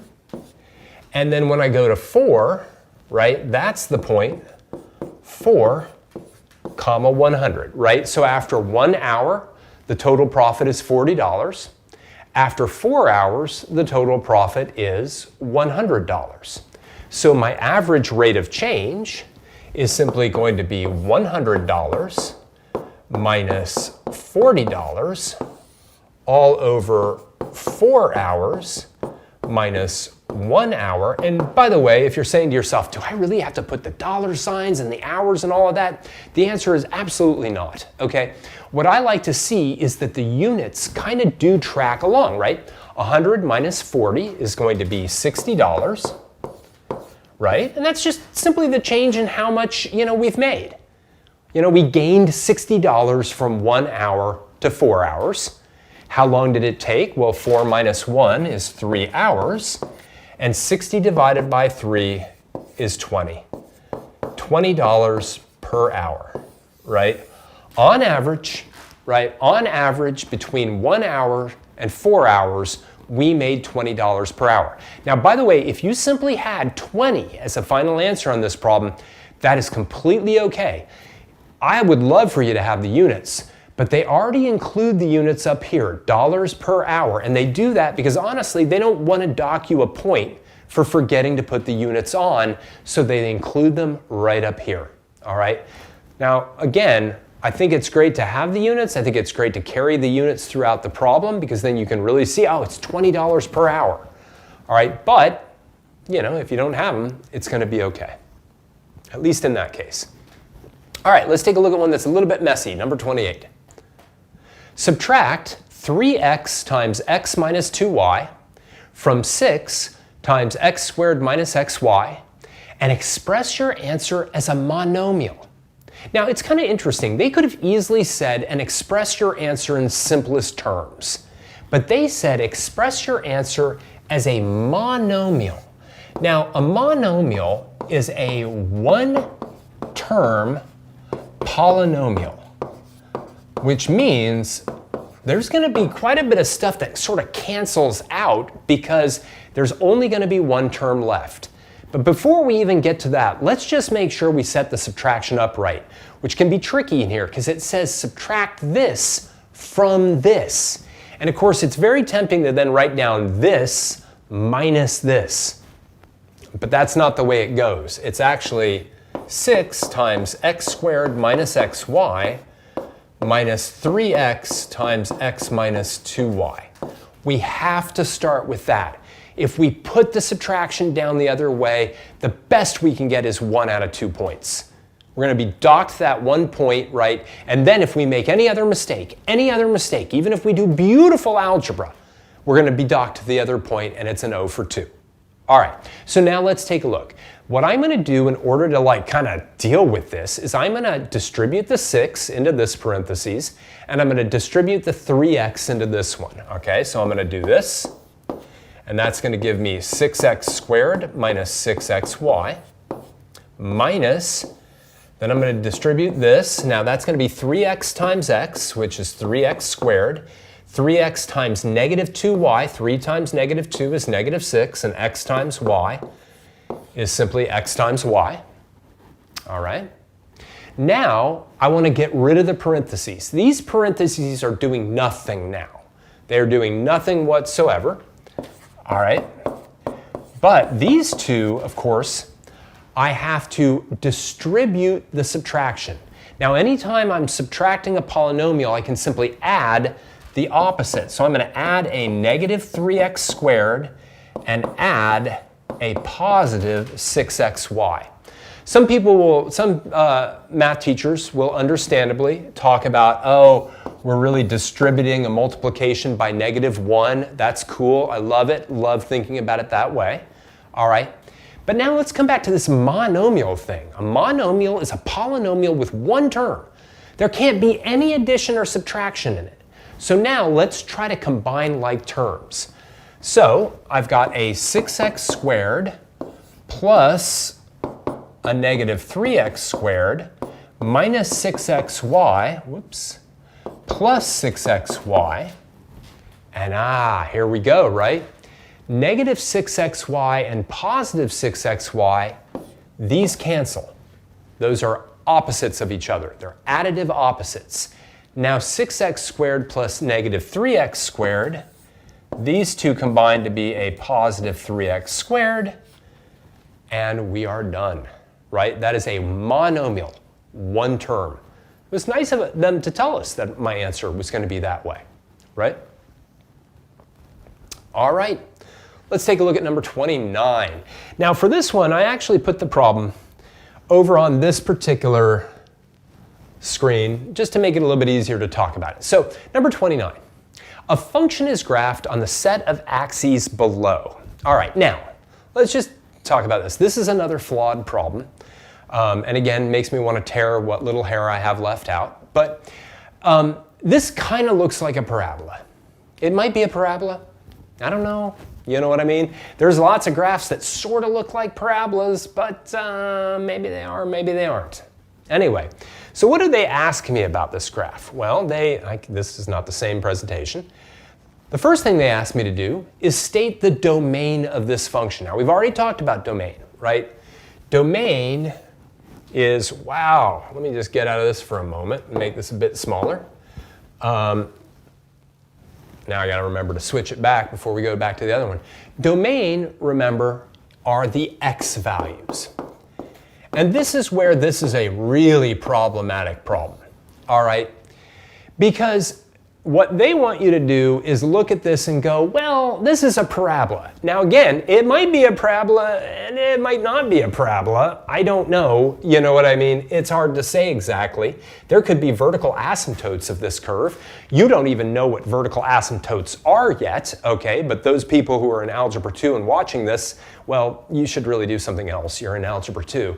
But like this thing could have vertical asymptotes and still look like this graph, all right? But Basically, the person who designed this wants you to look at this and say, oh, well, look, it's pointing up there and pointing up there, so it's kind of going forever in this direction and forever in this direction, so it's going to hit every x value.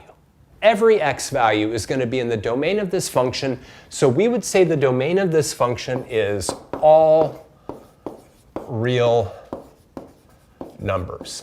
Again, I think if you took any teacher that was like Algebra 2 and above in math, they would say, well, I don't actually know what the domain of that function is. It could be from -3 to 3 if there's vertical asymptotes there. I don't know. You know what I mean? But in Algebra 1, we look at this and we say, well, because it's pointing forever in that direction and forever in this direction, the domain is all real numbers. Now, what's definitely easier is what's known as the range of the function. Okay? The domain are the inputs, the x values. The range, on the other hand, those are the y values. Those are the outputs. And that one is a little bit easier to nail down on this, because one thing I can tell for certain in this graph is that the minimum y value, right, is 3. That is the smallest y value I hit, and clearly the y values are then going up forever from there. So one thing you can say about the range is you could say its y is greater than or equal to 3. That is the range. Now, if you wanted to, and you love interval notation, you could also say that the range is 3 to infinity. Just remember that when you use interval notation, make sure that if you use infinity or negative infinity, that you have parentheses and not square brackets. The square bracket means that the number is included, and 3 is included. The parentheses means that the number is not included, and we never include infinity. In fact, on the domain part of the question, you know, some students, instead of saying all real numbers, might say from negative infinity to infinity. Or, in terms of this, it would kind of look like that. You can't ever hit infinity or negative infinity, and so that's why we use the parentheses. If you're like, oh, I don't ever use interval notation, then certainly stating all real numbers is fine, and also stating y values, y greater than or equal to 3 is also fine. All right, let's go back to this software and take a look at problem number 30, where we can actually do a little algebra. Solve 6x squared plus 5x minus 6 is equal to 0 algebraically for the exact values of x. Algebraically exact values of x, and now I need to go back to this and change the width so that I can actually see it back on here. Ah, there we go. Great. Okay. Wow. All right. So we've got a quadratic equal to 0. Quadratic means that it's got an x to the second term in it. Okay? Now, you learned lots of different ways of solving quadratics in this course. Okay? So many, right? You had things like completing the square, which we're actually going to see a couple problems from now. Completing the square. You saw factoring. You saw inverses. You saw graphical. You saw the quadratic formula. Quadratic formula. All right? Many different ways. Now, let me just put it mildly. I am never going to do completing the square unless they tell me to do completing the square. And I'm certainly not going to do it on this problem, because the leading coefficient of this is not equal to 1, and even worse, you know, even if it were equal to 1, the linear coefficient's equal to 5, and as we'll review in a little bit, when you do completing the square, you take half of that 5, and then you square it and you add it on. That's going to get ugly, all right? Now, factoring, right, that is definitely doable. I could definitely factor this, and we'll take a look at factoring it in a little bit, okay? But factoring would also be rather challenging because the leading coefficient's not equal to 1. Now, earlier in the multiple choice, we factored a trinomial where the leading coefficient was equal to 1 with sums and products and things like that. This one's tougher, All right, one can do it, okay? And I'm sure some of you had teachers that showed you some sum products, magic boxes, factoring by grouping, things like that. But the way that really gets the job done on this problem is the quadratic formula. Now, the quadratic formula is on that formula sheet that's at the back of the test, okay? I'm not going to turn to that right now, although actually, let's take a moment. Why not? You know, we have a moment. There it is. There's my formula sheet, right? Here are all those great like conversion factors. I mean, you know, I can't even tell you how many times on this test I've needed to know that 1 meter is equal to 39.37 inches. I've actually never ever needed to know that in my life, although I'm sure that it's probably useful in some context. Anyway, here's that quadratic formula, right? So let's go back to the problem that we were looking at. Hopefully I can find it. Quadratic formula. Oh, there we are. Oh, beautiful. Okay, so the quadratic formula says that x will always be negative b plus or minus, oh, geez, wow. Negative b plus or minus, apparently I've forgotten the quadratic formula, plus or minus the square root of b squared minus 4ac all over 2a. My head wanted to skip to that last part, right? Now, just as a reminder, right, what are a, b, and c? As long as the quadratic's equal to 0, a is equal to the number multiplying x squared, so in this case a is equal to 6, b is the number multiplying x, in this case 5, and c is my constant term, in this case negative 6. All right, this is the most straightforward way of doing this problem. Let's plug and chug these numbers and see what we get. All right, so x is equal to negative 5 plus or minus the square root of 5 squared minus 4 times 6 times negative 6 all over 2 times 6. Now, the biggest place for errors with the quadratic formula comes when evaluating the b squared minus 4ac underneath that square root, okay? That's what's known as the discriminant, all right?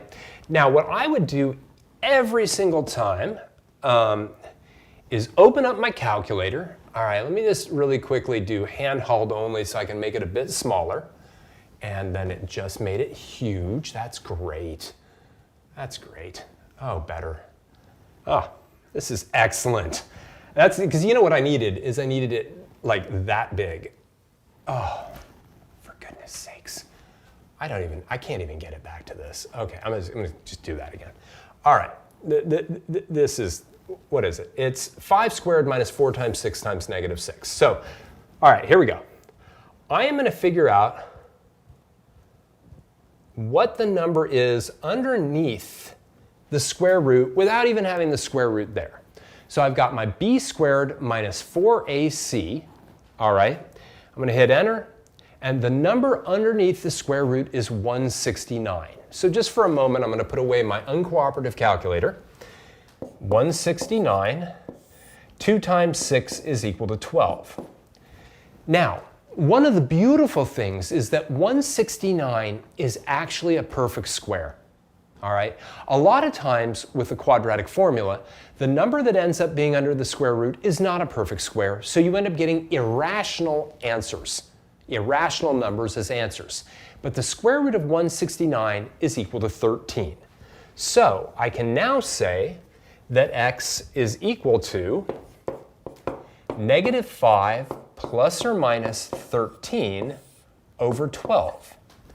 Now, believe it or not, I actually looked at the state solutions for this test, and they accepted this as a final answer, which I actually think is lovely. I think it's great that they accept that as a final answer. I don't think they would accept this as a final answer, which is a bit ironic because there's still simplifying you can do here as well as here, but they definitely took this as a final answer. I'm going to take this a little bit further and actually find the two final roots in their final form. One of them would be x equals negative 5 plus 13 over 12. Negative 5 plus 13 is 8 over 12, and 8 over 12 reduces down to 2/3. The other one would be negative 5 minus 13 over 12. Negative 5 minus 13 is negative 18 over 12, and negative 18 over 12 reduces down to negative 3/2. So I really like those two as sort of final answers, but they did give full credit for getting this far, which was really quite interesting. And again, I've got no problem with them giving credit for this. I just find it weird that they would give credit for this, but not this. I mean, and heck, if you're going to give credit for this and this, you might as well give credit as soon as people plug the numbers into the formula here, because everything that you're doing is simply arithmetic from that point on. Now, that's using the quadratic formula. Can you factor this thing? Yes, you can factor this thing, but it's a beast. And I say we don't waste our time on that, we move on, and we take a look at the next problem. All right. Talking about factoring, number 31. Factor the expression x to the fourth minus 36 times x squared completely. All right. So let's hone in on two words. Factor completely. All right. You should have learned three primary ways to factor in this course, or three primary methods for factoring. All right. One is what's called a greatest common factor. Two is the difference of perfect squares. And three are trinomials. We just looked at trinomial, right? And we also saw that trinomial earlier, right, where on the multiple choice, where it was like x plus 6 times x minus 1. Now, whenever you have a problem that says factor completely, the first thing I want you to do is see if the terms of the polynomial share a greatest common factor. And let me write this out a little bit bigger so that we can talk about it. X to the fourth minus 36x squared. The first thing I always want you to look for is a GCF when you see factor completely. And when I look at the term x to the fourth and 36x squared, what I notice first and foremost is they both contain an x, but they also both contain an x squared, right? So there's a GCF in this case of x squared. So I'm going to factor that x squared out. X squared times x squared is x to the fourth, and x squared times 36 is 36x squared. Don't lose your GCF. Okay, don't lose your GCF. If you lose your GCF, you're going to lose a point. All right, I mean, if you lose the GCF, why not just lose this term as well? I mean, like, then you have nothing. There's nothing there at all, right? To factor means to break something up into an equivalent product. Don't lose part of the product. Now, once you've factored a GCF out, look at what you have remaining and ask yourself, does it fit into either one of these categories? Well, it certainly isn't a trinomial because, well, quite frankly, it's a binomial. 1, 2. Two terms binomial. Is it the difference of perfect squares? Well, it's a difference because it's subtraction. X times x is x squared. 6 times 6 is 36. That's the difference of perfect squares. And so that factors into x plus 6 times x minus 6. And that is our final answer. Now, it is really critical that you don't lose the x squared. X plus 6 times x minus 6 is not equal to this, right? And whatever our final factored answer is, if I multiplied all this back out, it should give me what I began with. All right. We are still not done with the 2 pointers. Wow. Number 32. Determine the exact values for x squared minus 8x minus 5 equals 0 by completing the square. All right, great. So we had one quadratic equation equal to 0 that we solved using the quadratic formula. Now we're going to do one by completing the square. And this is one that's ideal for completing the square. Why? Because the leading coefficient, the number multiplying the highest powered term, right, is equal to 1. That's got to be the case. And what's really nice is that the number multiplying x to the first is even. So let's talk about how you solve by completing the square. All right, now the first thing that you should do when solving by completing the square is if there is a constant on this side of the equation with your x squared and your x to the first term, move it to the other side of the equation. In this case, I'll just simply add a 5 to both sides, and I will get x squared minus 8x is equal to 5.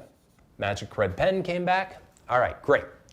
Now the next step in completing the square is always to look at your b term. In this case, b is -8.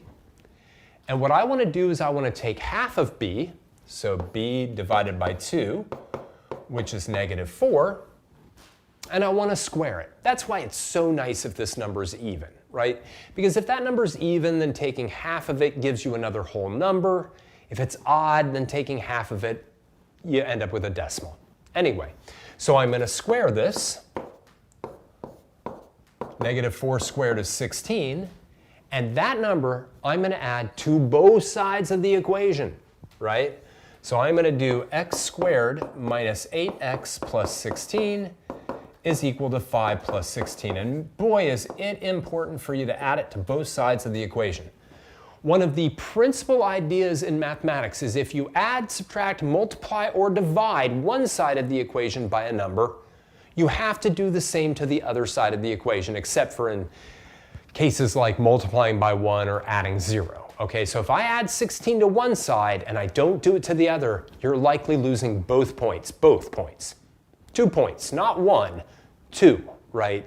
Because you simply can't add a number to one side of an equation and not add it to the other. All right, now, why do we do that? Why do we square and add that number to this side, right? We do that because this trinomial now is what is known as a perfect square trinomial.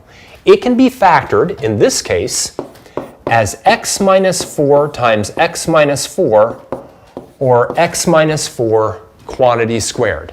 And it will always be x plus that number, right? So whatever half of b is, that's the number in here. And now we can solve this equation using inverses. So what I'm now going to do is I'm going to take the square root of both sides. Now this is really critical. I'm going to get x minus 4 is plus or minus the square root of 21, right? Anytime you take a square root to solve a squared equation, you introduce a positive and a negative, right? X minus 4 squared is equal to 21. Therefore, x minus 4 could be positive square root of 21 or negative square root of 21. Now, the square root of 21 is an irrational number. But I don't need to figure out what it is, and I sure don't want to give any kind of decimal version because they want the exact values, So the only thing I need to do now is add 4 to both sides. And I'm going to get x equals plus or minus square root of 21 plus 4. Or you could write it as x equals 4 plus or minus the square root of 21. Either one of those is perfectly good. I desperately want to write it like the one on the right because this makes it look like it's the quadratic formula, but either one of these are correct. Okay. Awesome. And we're up to part 3. Let's take one more break. Well, at least another break. All right. Talk a little bit about part 3 questions and also have some lemonade.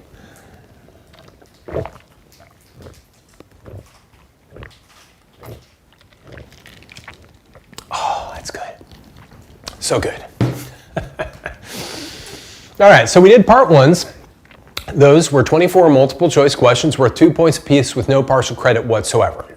Now, those multiple choice questions are key. If you do well on those, you are guaranteed to pass this exam. If you even do mediocre on these, you're guaranteed to pass the exam even if you don't do much for the rest of the test. Now, you don't want to rely on that. Don't get me wrong. I don't want anyone to be like, well, you know, Kirk said that if I just sort of waltz my way through the multiple choice, I don't have to do anything from there on out and I'll pass, all right? Look, you got to pass this exam to graduate from high school. It's a big deal. All right, geometry, algebra 2, which we're going to be doing on Sunday and Monday respectively, those you don't necessarily need to pass to graduate. This one, yeah. All right, anyway. So then you got your part 2s. Those are 2 points apiece. There's 8 of them. You can get some partial credit, or you could lose 2 points for just making some silly mistakes. Then we get to our part 3 questions. There are only 4 of these, and they're worth 4 points each. And honestly, oftentimes, right, they are 2 2-pointers, or there's some kind of mishmash, confusing like things like the question we're about to look at. All right, and we're going to go back to this particular presentation software because it'll just make it easier. Actually, I got to change my pen width. All right, and I have to remember to change it back. I probably won't. Anyway, let's take a look. Problem 33. The graph below models the height of Sam's kite over a period of time. All right, this is the one where if a student gave me this graph, I would give them a C on it, you know, because like why? Why would you label the 20 and the 40 but not the 60? Why would you label the 1 second, the 2 second, but not the 3 and the 4? It's just weird. Why would you do that? And of course, the reason that the test maker did that was to make you think a little bit harder about what the values are, right? And it's like, my goodness, the whole point of a graph, right? The whole point of a graphical representation of a function or anything else is to convey a pictorial information about what's going on so that the observer, the person who's looking at the graph, can interpret it as quickly and as accurately as possible. And in this case, I would have really loved to see the 60, the 3, and the 4. I'm going to toss them in right now. I'm just doing it. I'm doing it. Nobody's stopping me. There we go. All right. Now, there's a lot of other problems with this besides the poorly constructed graph, but let's start. And now that I've done this, I'm going to go away and then take a look at the graph down here. All right, so let's take a look at the first part of this problem. Explain what the zeros of the graph represent in the context of the situation. Now again, remember the zeros of a function or of a graph are where the output, which is the y variable, is equal to 0, right? So there's two zeros actually here. There's a 0 right here, and there's a 0 right here. Now, they don't expect you to say, well, the zeros are at 0 and at, I don't know, 4. You know, they don't expect you to say anything like that. They're not asking you what the zeros are. They want you to explain what they represent in the context of the situation. Well, what is the situation? This is the height of somebody's kite. Let's see, Sam's. Boy, man, this is like everybody in this test apparently grew up in the 70s in the Midwest. Anyway, can we get some representation, people? Anyway, so this is a graph of Sam's kite's height, right? So what do these zeros represent? They represent the times when the kite is at a height of 0, or they represent the times when the kite is on the ground, right? Either way. So they are the times when the kite is on the ground. That's it. Or you could say they are the times when the height of the kite is equal to 0. All right, that would be perfectly good as well. All right, now I don't have any problem with that part of the problem, aside from the poorly labeled graph. This one I don't love, but let's take a look at it. State the time intervals over which the height of the kite is increasing. Now, don't get me wrong, okay, it's easy enough to go, yeah, all right, you know, the kite is going up here, right? Then it's going down, and then it starts to go back up here, right? So my claim is that the height of the kite is increasing here, and the height of the kite is increasing here. All right. One thing is definitely true. The kite is increasing from 0 to 0.5 seconds. So time, I don't know, x, we'll do x or t. All right, so it's definitely, I'm sorry, I think I said seconds, I should have said minutes, right? The kite is definitely increasing from 0 to 0.5 minutes. Now, if you're sitting out there right now and you're saying, my teacher told me never to put the equal signs. Awesome, don't put them there. Put them there, don't put them there. You could even say 0 to 0.5 minutes. All right, I took a look at what the state accepted. They accepted it with the equal signs. They accepted it without the equal signs. They accepted people saying 0 to 5 minutes. I think they took even stuff like this. 0 to 5 minutes like that. I don't love that. That looks like subtraction, so I'm going to get rid of that. Don't do that. But they took this, right? Because the general idea is just, can you tell the difference between increasing and decreasing? Now, the other part is this section. And that's actually where I have a real problem. Because if you look at the graph very carefully, it's pretty clear to me that the minimum actually, the turning point, doesn't occur right at 1 second, but actually occurs just slightly to the left of it. But again, I checked the state solutions and they want 1 to 2. All right. Now, the way that they should have really, talked about this problem is they should have given us information like there are turning points at 0.5 and 20, at 1 and 10, and at 2 and 60.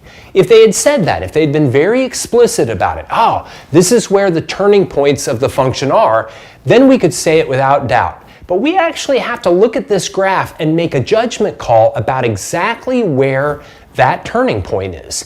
And I'm telling you, man, I've got a pretty good eye for these things. It's not quite at 1, but that's what they want you to say. So that's what we're going to say.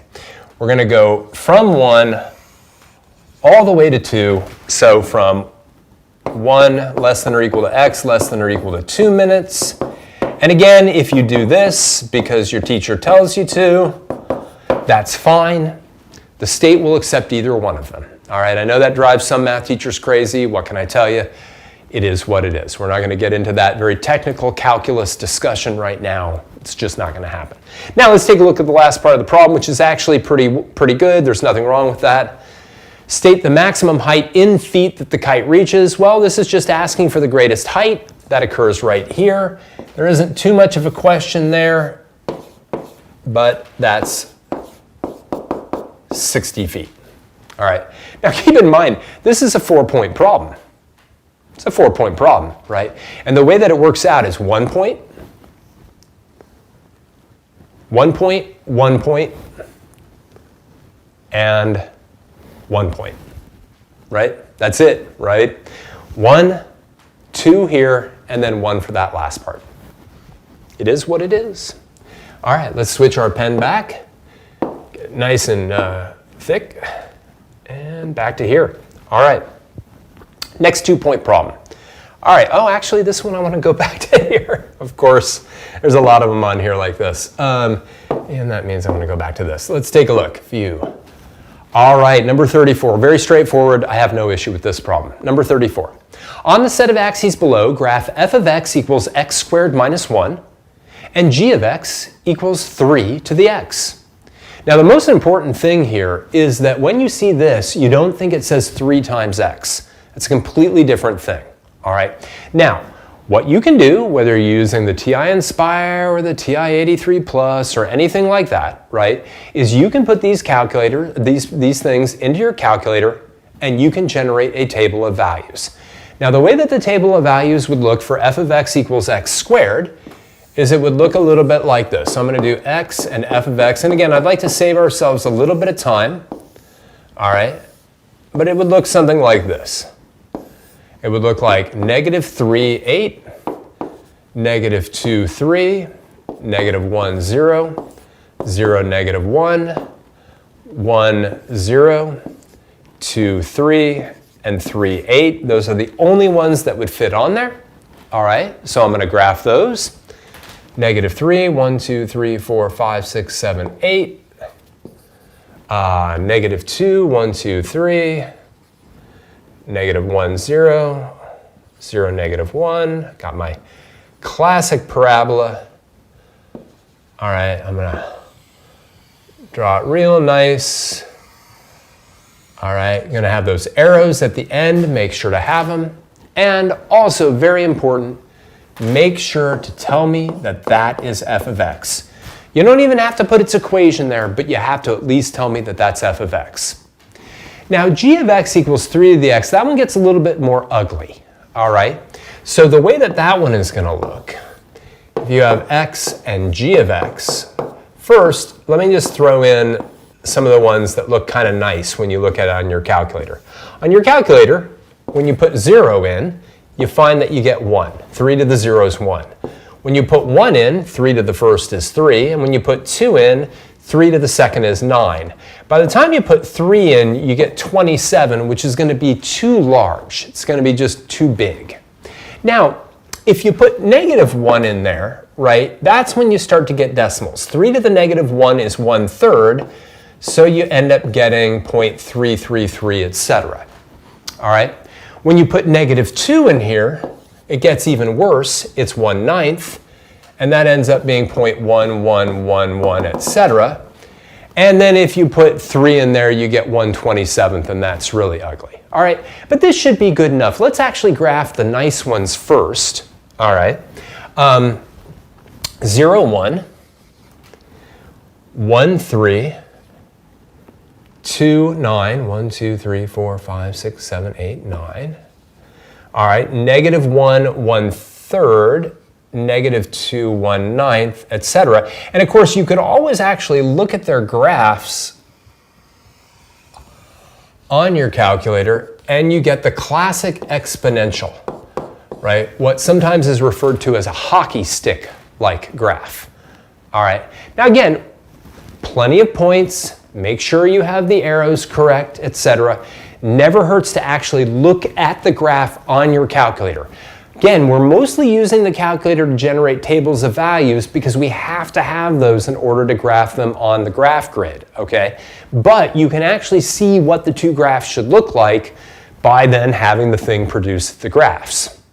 Okay, now let's take a look at the second part of this problem. Based on your graph, for how many values of x does f of x equal g of x? Explain your reasoning. All right. Now again, notice, right, this is a 4-point problem. All right, 1 point for f of x, 1 point for g of x, 1 point for the correct numerical answer to this, and 1 point for the explanation, right? So how do we find solutions to an equation like this? Well, we're looking for intersection points. All right, specifically, we're looking for the x values of the intersections, right? Where the graph crosses each other, where the two graphs intersect, right? Now, I don't actually have to know what those x values are. I just have to count how many there are, right? And unless you make a really horrible graph, and mine's not awesome, there is only one place, right? Only one location where they intersect. So my answer to this problem is 1, and they cross or intersect, intersect only once. All right, so 1 is the correct answer, and the explanation is they intersect only once. And that's it. All right, let's go back to this. Let's pan down. That's really it. Wait, 35? 34. Great. Okay, so an insurance agent. Let's talk about a little bit of regression. Let's take a look at number 35. An insurance agent is looking at records to determine if there's a relationship between a driver's age and the percentage of accidents caused by speeding. The table below shows this data. All right, so let's talk a little bit about the table, right? We've got the ages of people, right? And the percentage of the accidents that they get into, the car accidents that they get into that are caused by speeding. All right, so in other words, 17-year-olds, 49% of their accidents are caused by speeding. 18-year-olds, the same thing. When I go up to 45-year-olds, only 25% of their car crashes are caused by speeding. And boy, those 65-year-olds, only 6% of their car accidents are caused by speeding. The rest of them are probably just caused by poor eyesight or poor reaction time. This guy, right? Anyway, so the first part of this problem says, state the linear regression equation that models the relationship between the driver's age x and the percentage of accidents caused by speeding y. Round all values to the nearest hundredth. Now, this is again one of those very calculator-specific types of problems. All right, on the TI Inspire, right, on this particular calculator, the way that we would do a problem like this is we would, I put the stuff in here already, my data in here, I think. There it is. I don't want to say what I was just doing. Here's that data. You actually put it in a spreadsheet on the TI Inspire, all right? And what I like doing is I like actually labeling the two columns, the age and the percent. And of course, it's extremely critical that you enter the data correctly. Now, on something like the TI 83 or 84 Plus, you actually put these in what are known as lists. And for something like the Casio, I don't know, because I'm more of a TI expert than anything else. Now, on the Inspire, though, at this point, what I would do is I'd go into my menu. I'm going to be doing some statistics, so I'm going to go down to option 4. I'm going to do some statistical calculations, so that's option 1. And I want my linear regression. That's choice 3. It asks me for what my X list is. My X list is going to be the age. My Y list is going to be the percent. That's why it's so nice to give them names, because then I know for certain what's going on here. And after all of that, I'm just going to hit OK. All right? And it gives me actually the output in kind of an annoying sort of way. You know, I mean, I have to kind of look rather hard at it. Whoops. And then not pan over too far. All right? But it says, you know, linear regression, mx plus b. This is actually my m. There we go, that's a little bit better. My m is negative 0.9606, my b is 64.7384, etc., right? So, you know, really, for the actual exam itself, all right, actually I'm back in here, right? They want me to round all my values to the nearest hundredth. Let me just find it. And so that's going to be y, whoa, of course. Of course I'm on the thin. That's going to be y equals negative 0.96x plus 64.74. And again, one of the unfortunate things about this kind of problem, this is a 4-point problem. This is worth 2 out of the 4 points. And if you botch even putting a single one of these numbers in, both this number and this number are going to be wrong. And they can't give you any credit. There's nothing they can do. So when you have one of these regression problems, and it's always going to be linear if you have it, right? Make sure when you enter the data here and here, list 1, list 2, or in the spreadsheet, in the TI Inspire, whatever, check it over. Take your time. Put the data in, look at it again, look at it a third time, then ask your calculator to spit out the equation for you. And then certainly, make sure you round those coefficients, you know, to the nearest whatever. In this case, hundredth, which means 2 decimal places. Now let's look at the part that actually involves a little bit of math, right? Second part of this problem says the following. State the value of the correlation coefficient to the nearest hundredth. Explain what this means in the context of the problem. All right, so first, the correlation coefficient. All right, that is also known as the R value. So let's take a look at our calculator again. The R value is right about here. Oh, well, not all the way down there. Let's just do this. There it is. All right, your calculator will always give you the R squared value and then the R value. In this case, the R value is negative 0.9845. We want it to the nearest hundredth, so it's just negative 0.98. Which is actually quite close to what the slope was. That's a little bit disturbing. I wish they hadn't done that, but they did. Anyway, it doesn't matter. So my R value is negative 0.98. And again, out of 2 points, that's worth a point. Now, explain what it means. Okay. So this is where it's really important to do 2 things. One, Note whether or not the r is positive or negative. Now, a lot of times you're thinking about how close is it to 1 or -1. This one's actually really close to -1, which means there's actually a really strong correlation between age and the percentage of car accidents that are caused by speeding. All right? But it's a negative association, which means, all right, which means my screen's not going to move for me. It's a negative association, which means that as one variable increases, the other variable decreases. Now, I can't just say that. Put it really succinctly.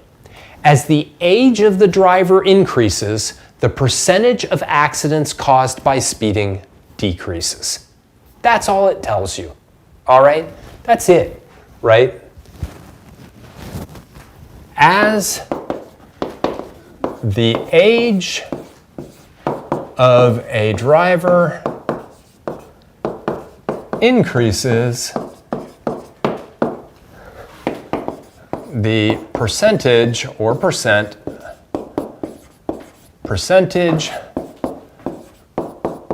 of accidents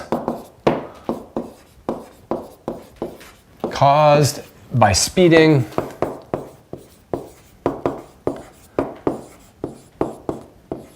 decreases. Funny little historical side note. When you look at the state's acceptable solutions to this, they're all completely wrong. All of the acceptable solutions that the state gives, the explanation is, as the age of the driver increases, the rate at which they have car accidents decreases. And that is in no way, shape, or form correct. Okay? But every one of their correct answers, that's the interpretation they give. And I just like, it's amazing too, because that is absolutely not it, right? It has nothing to do, and some of them were, as you get older, you have less car accidents. Oh, that's acceptable. No.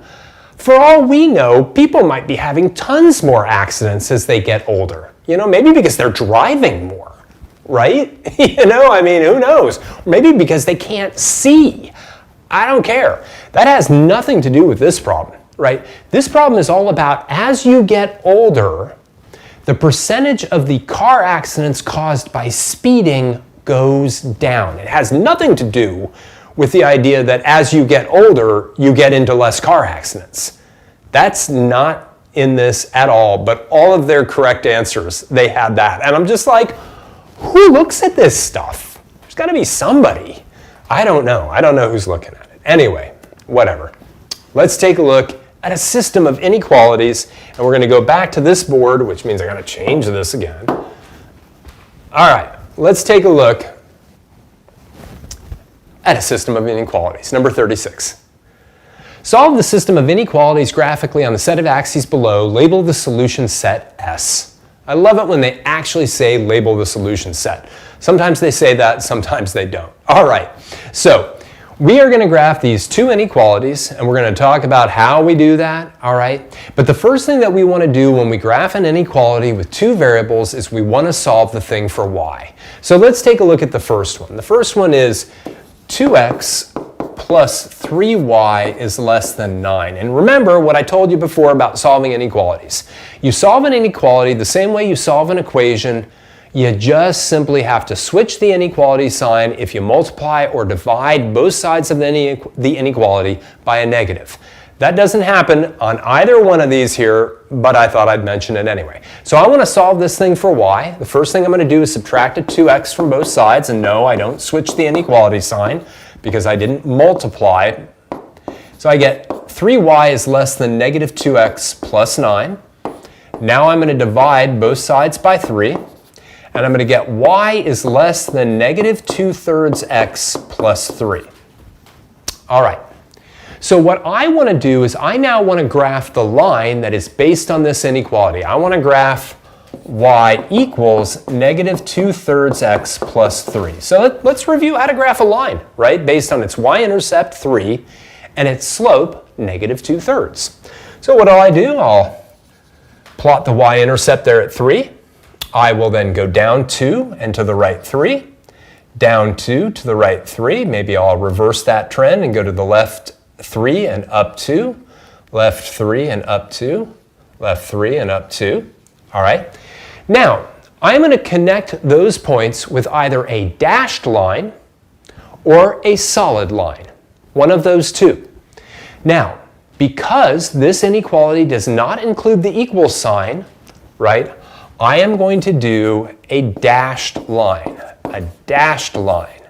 Okay, dashed lines in math indicate that the points that are on the line, or in general on the curve, are not part of the solution set. And they aren't in this case. All right, so let me just take my ruler.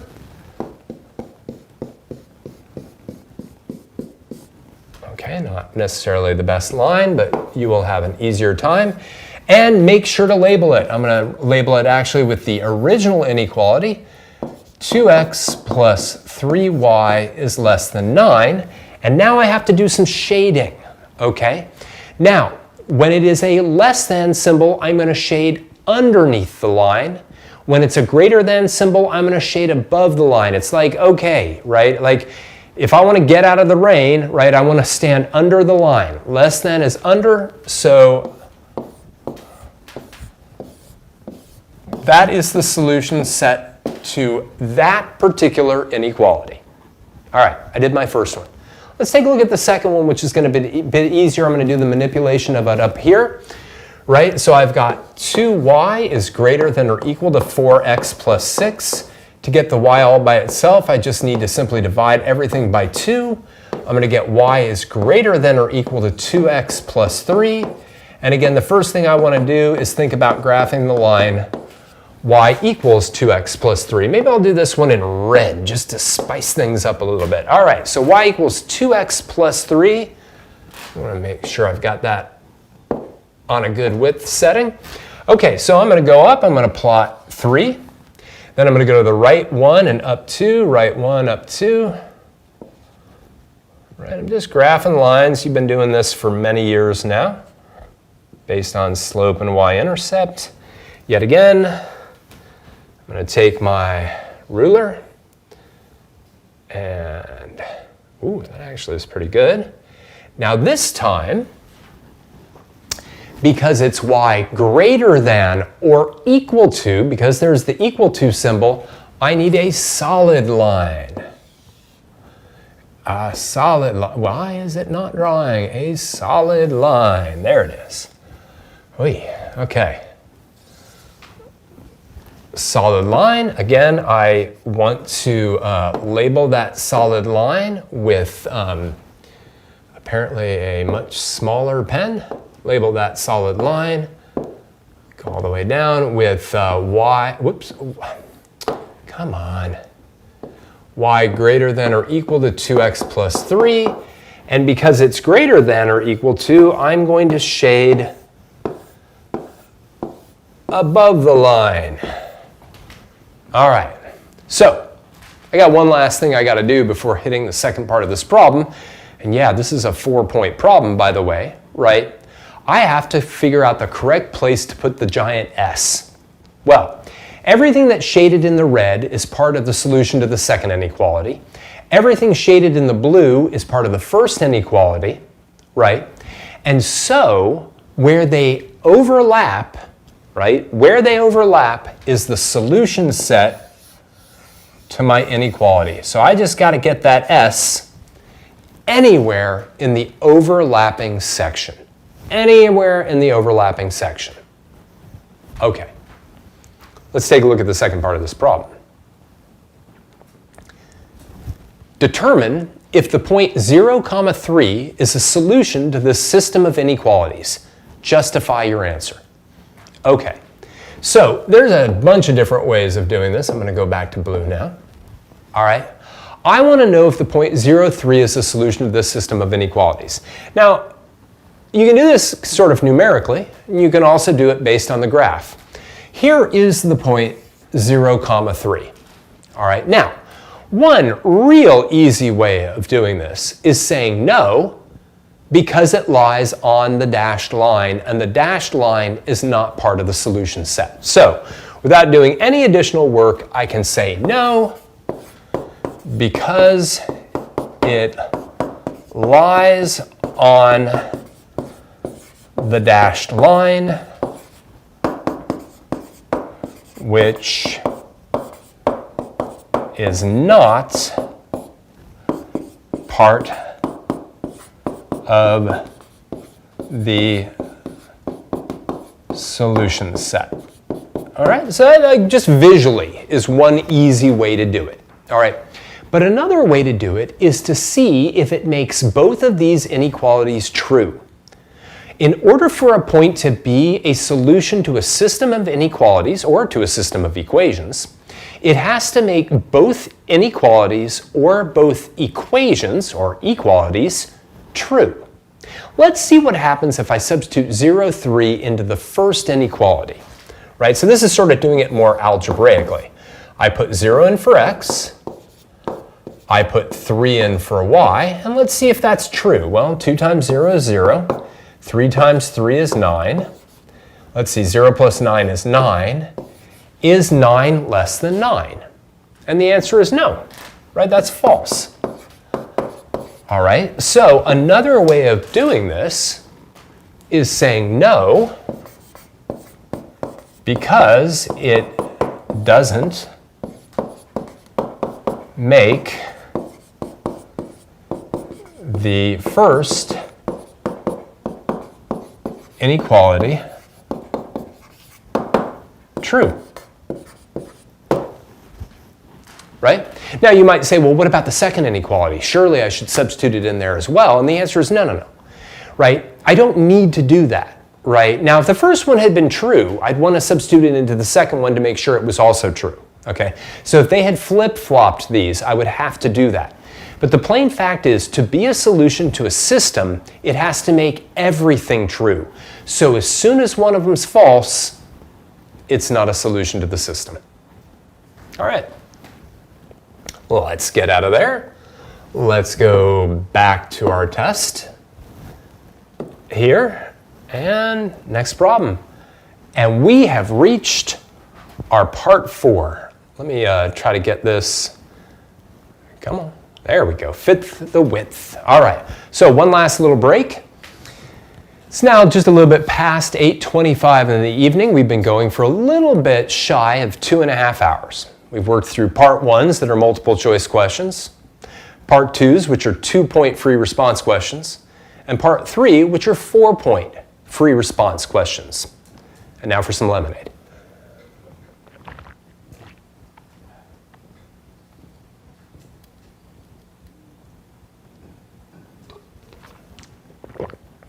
That's right. I finished it. Okay. Now I just have to make sure I don't burp loudly in the middle of this final problem. All right.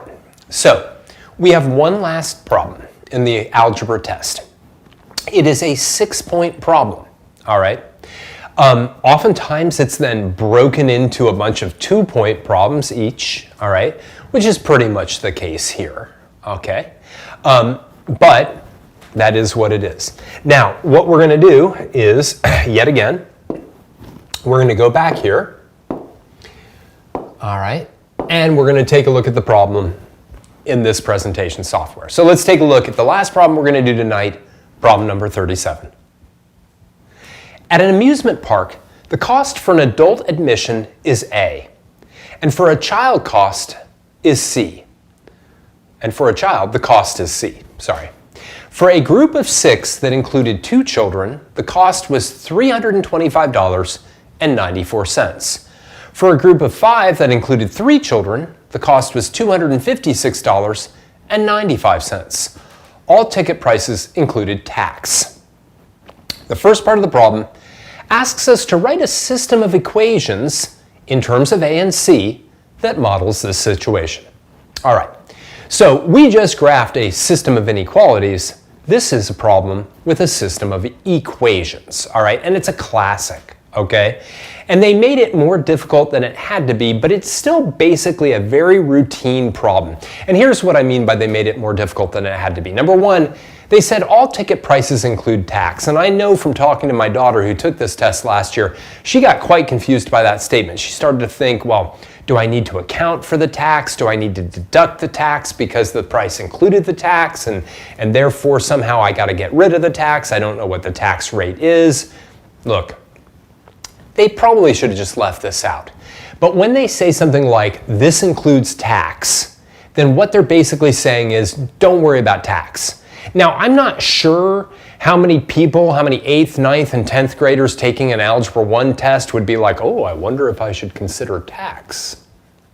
You know, so I would rather that they just leave all mention of tax off, but it is what it is. The other thing I don't love about this problem is they say things like this: for a group of 6 that included 2 children, how about just saying, hey, there was a group of 6 that had 4 adults and 2 children?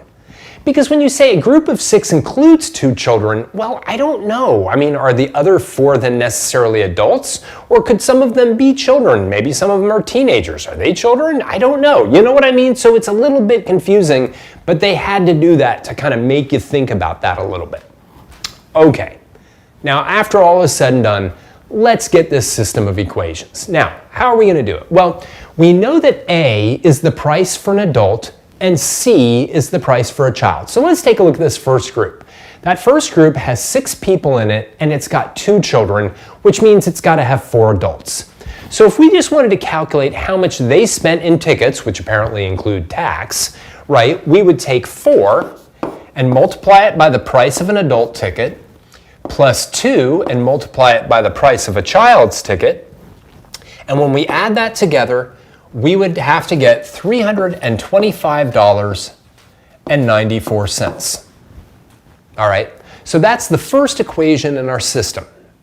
Now the second piece of information we're told is for a group of 5 that included 3 children, so I guess it must include 2 adults, right? The cost was $256.95.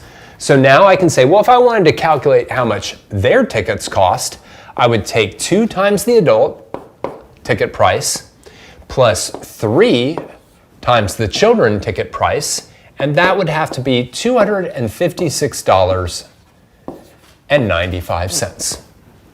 And that is enough to get us 2 points. 2 out of our 6 points. Simply modeling the equation the system correctly gets us those 2 points. Now let's take a look at the second part of the problem. Use your system of equations to determine the exact cost of each type of ticket algebraically. So in theory, you could solve this thing graphically by somehow solving for either A or C in both cases and then graphing them and finding the intersection point and all that. Oh my goodness, right? But these are kind of classic problems that you should solve by what's called the method of elimination. In other words, I'd like to add these 2 equations together and have either the A's cancel out or the C's cancel out. The problem is right now if I added them together, 4A plus 2A would be 6A. That doesn't cancel. 2C plus 3C would be 5C. That doesn't cancel.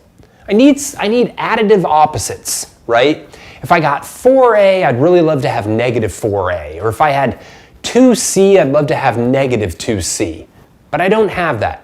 But the cool thing is, right, there is this fundamental idea in algebra that says I can take an equation, like, I don't know, let's say the second one, and I can multiply both sides by anything I want and produce an equivalent equation or an equation that has the same solutions, as long as I multiply both sides by the same number.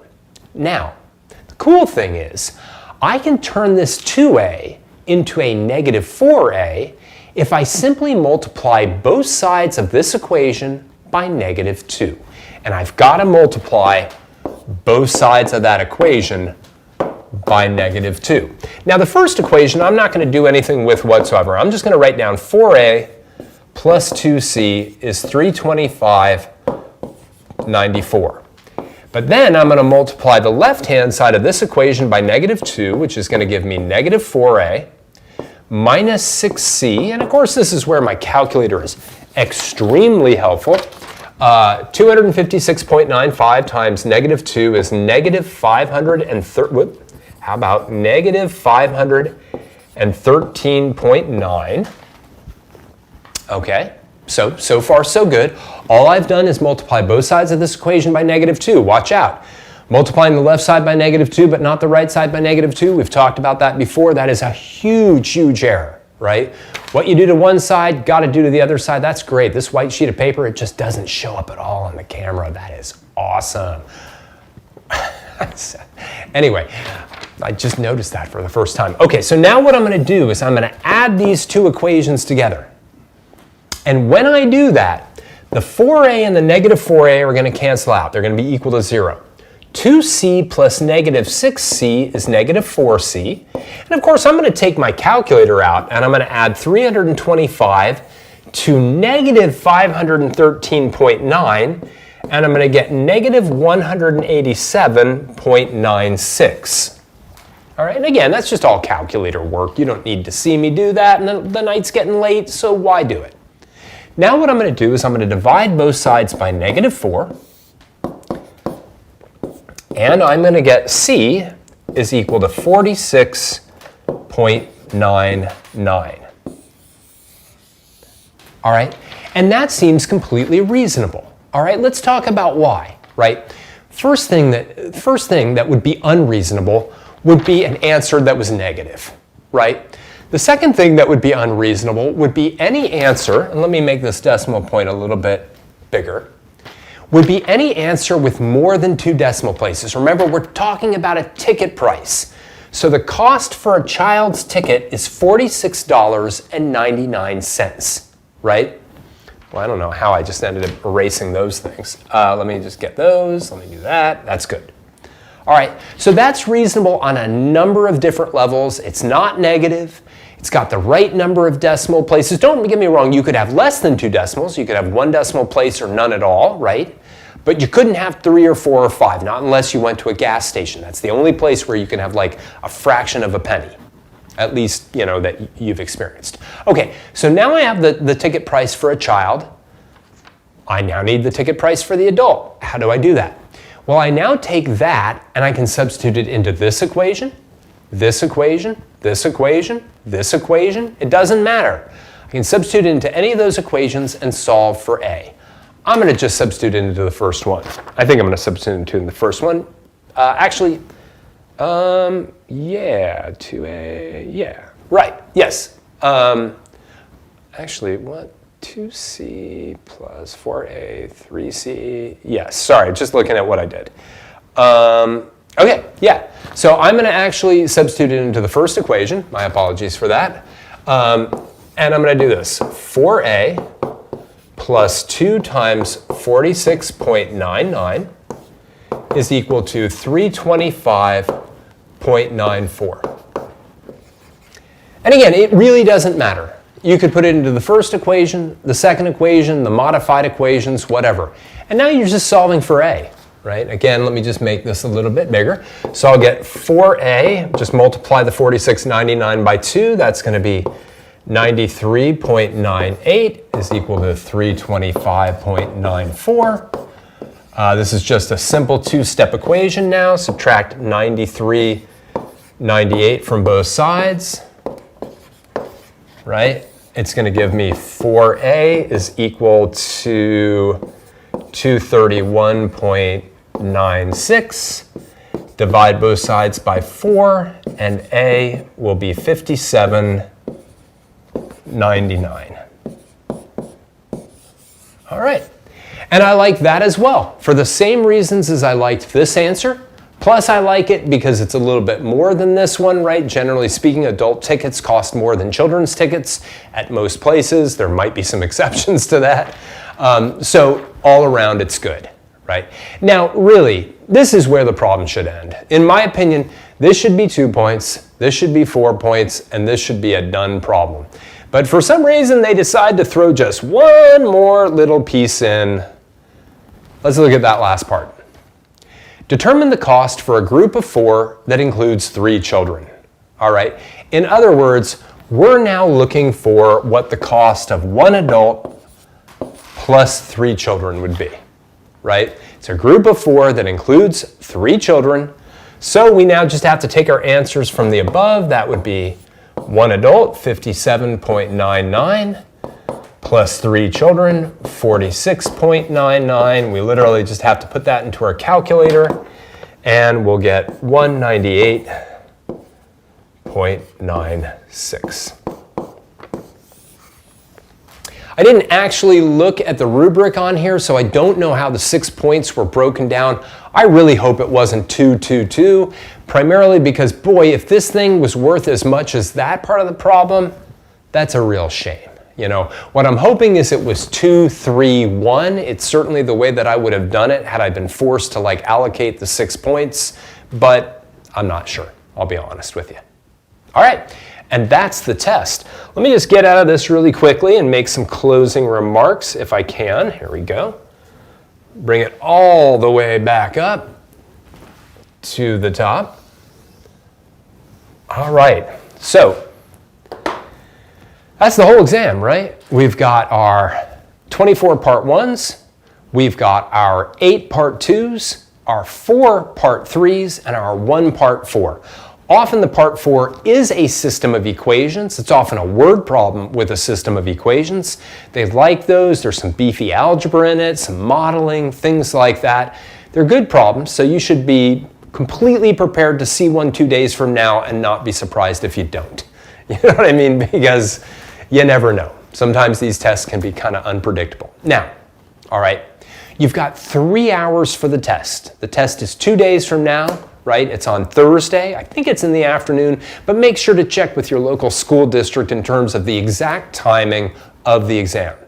For those of you that, again, don't have extended time, you have 3 hours for the test. You've got your calculator, you've got all the time in the world. A very typical student working through this exam might take an hour and a half to work through it, right? You then have another hour and a half to go through it, to really look it over. And remember, as I pointed out, right, this is a test that goes part way to determine whether or not you graduate from high school. Now, in the future, they might have other graduation sort of measures that allow you to graduate without passing this test, but for now, that's the deal, and for the foreseeable future, that's the deal. You will be fine on this test, okay? Use your calculator to check, to graph, to produce tables and functions and things like that. Remember what you've learned over the span of the year, right? Don't look for trick problems or, man, they're trying to trick me on this. They're almost never trying to trick you. They're not trying to design bad problems. They just end up doing it because they can't help it. You know, they make mistakes. Everyone makes mistakes. I make plenty of mistakes. I probably made one tonight, and I'm probably going to hear about it tomorrow via an email. You know, I'm actually hoping nobody up at State Ed is watching right now because they're probably furious at me for like pointing out all the issues with this particular exam. And I really hope 2 days from now you don't have those issues. I hope that it's a clean test and it's well written and all the problems are straightforward and you do well on it. Look, I have confidence in you, right? I believe that students that have worked hard, that have paid attention, and that take their time on this test will get through it and they'll do great on it, right? Don't shoot for just passing.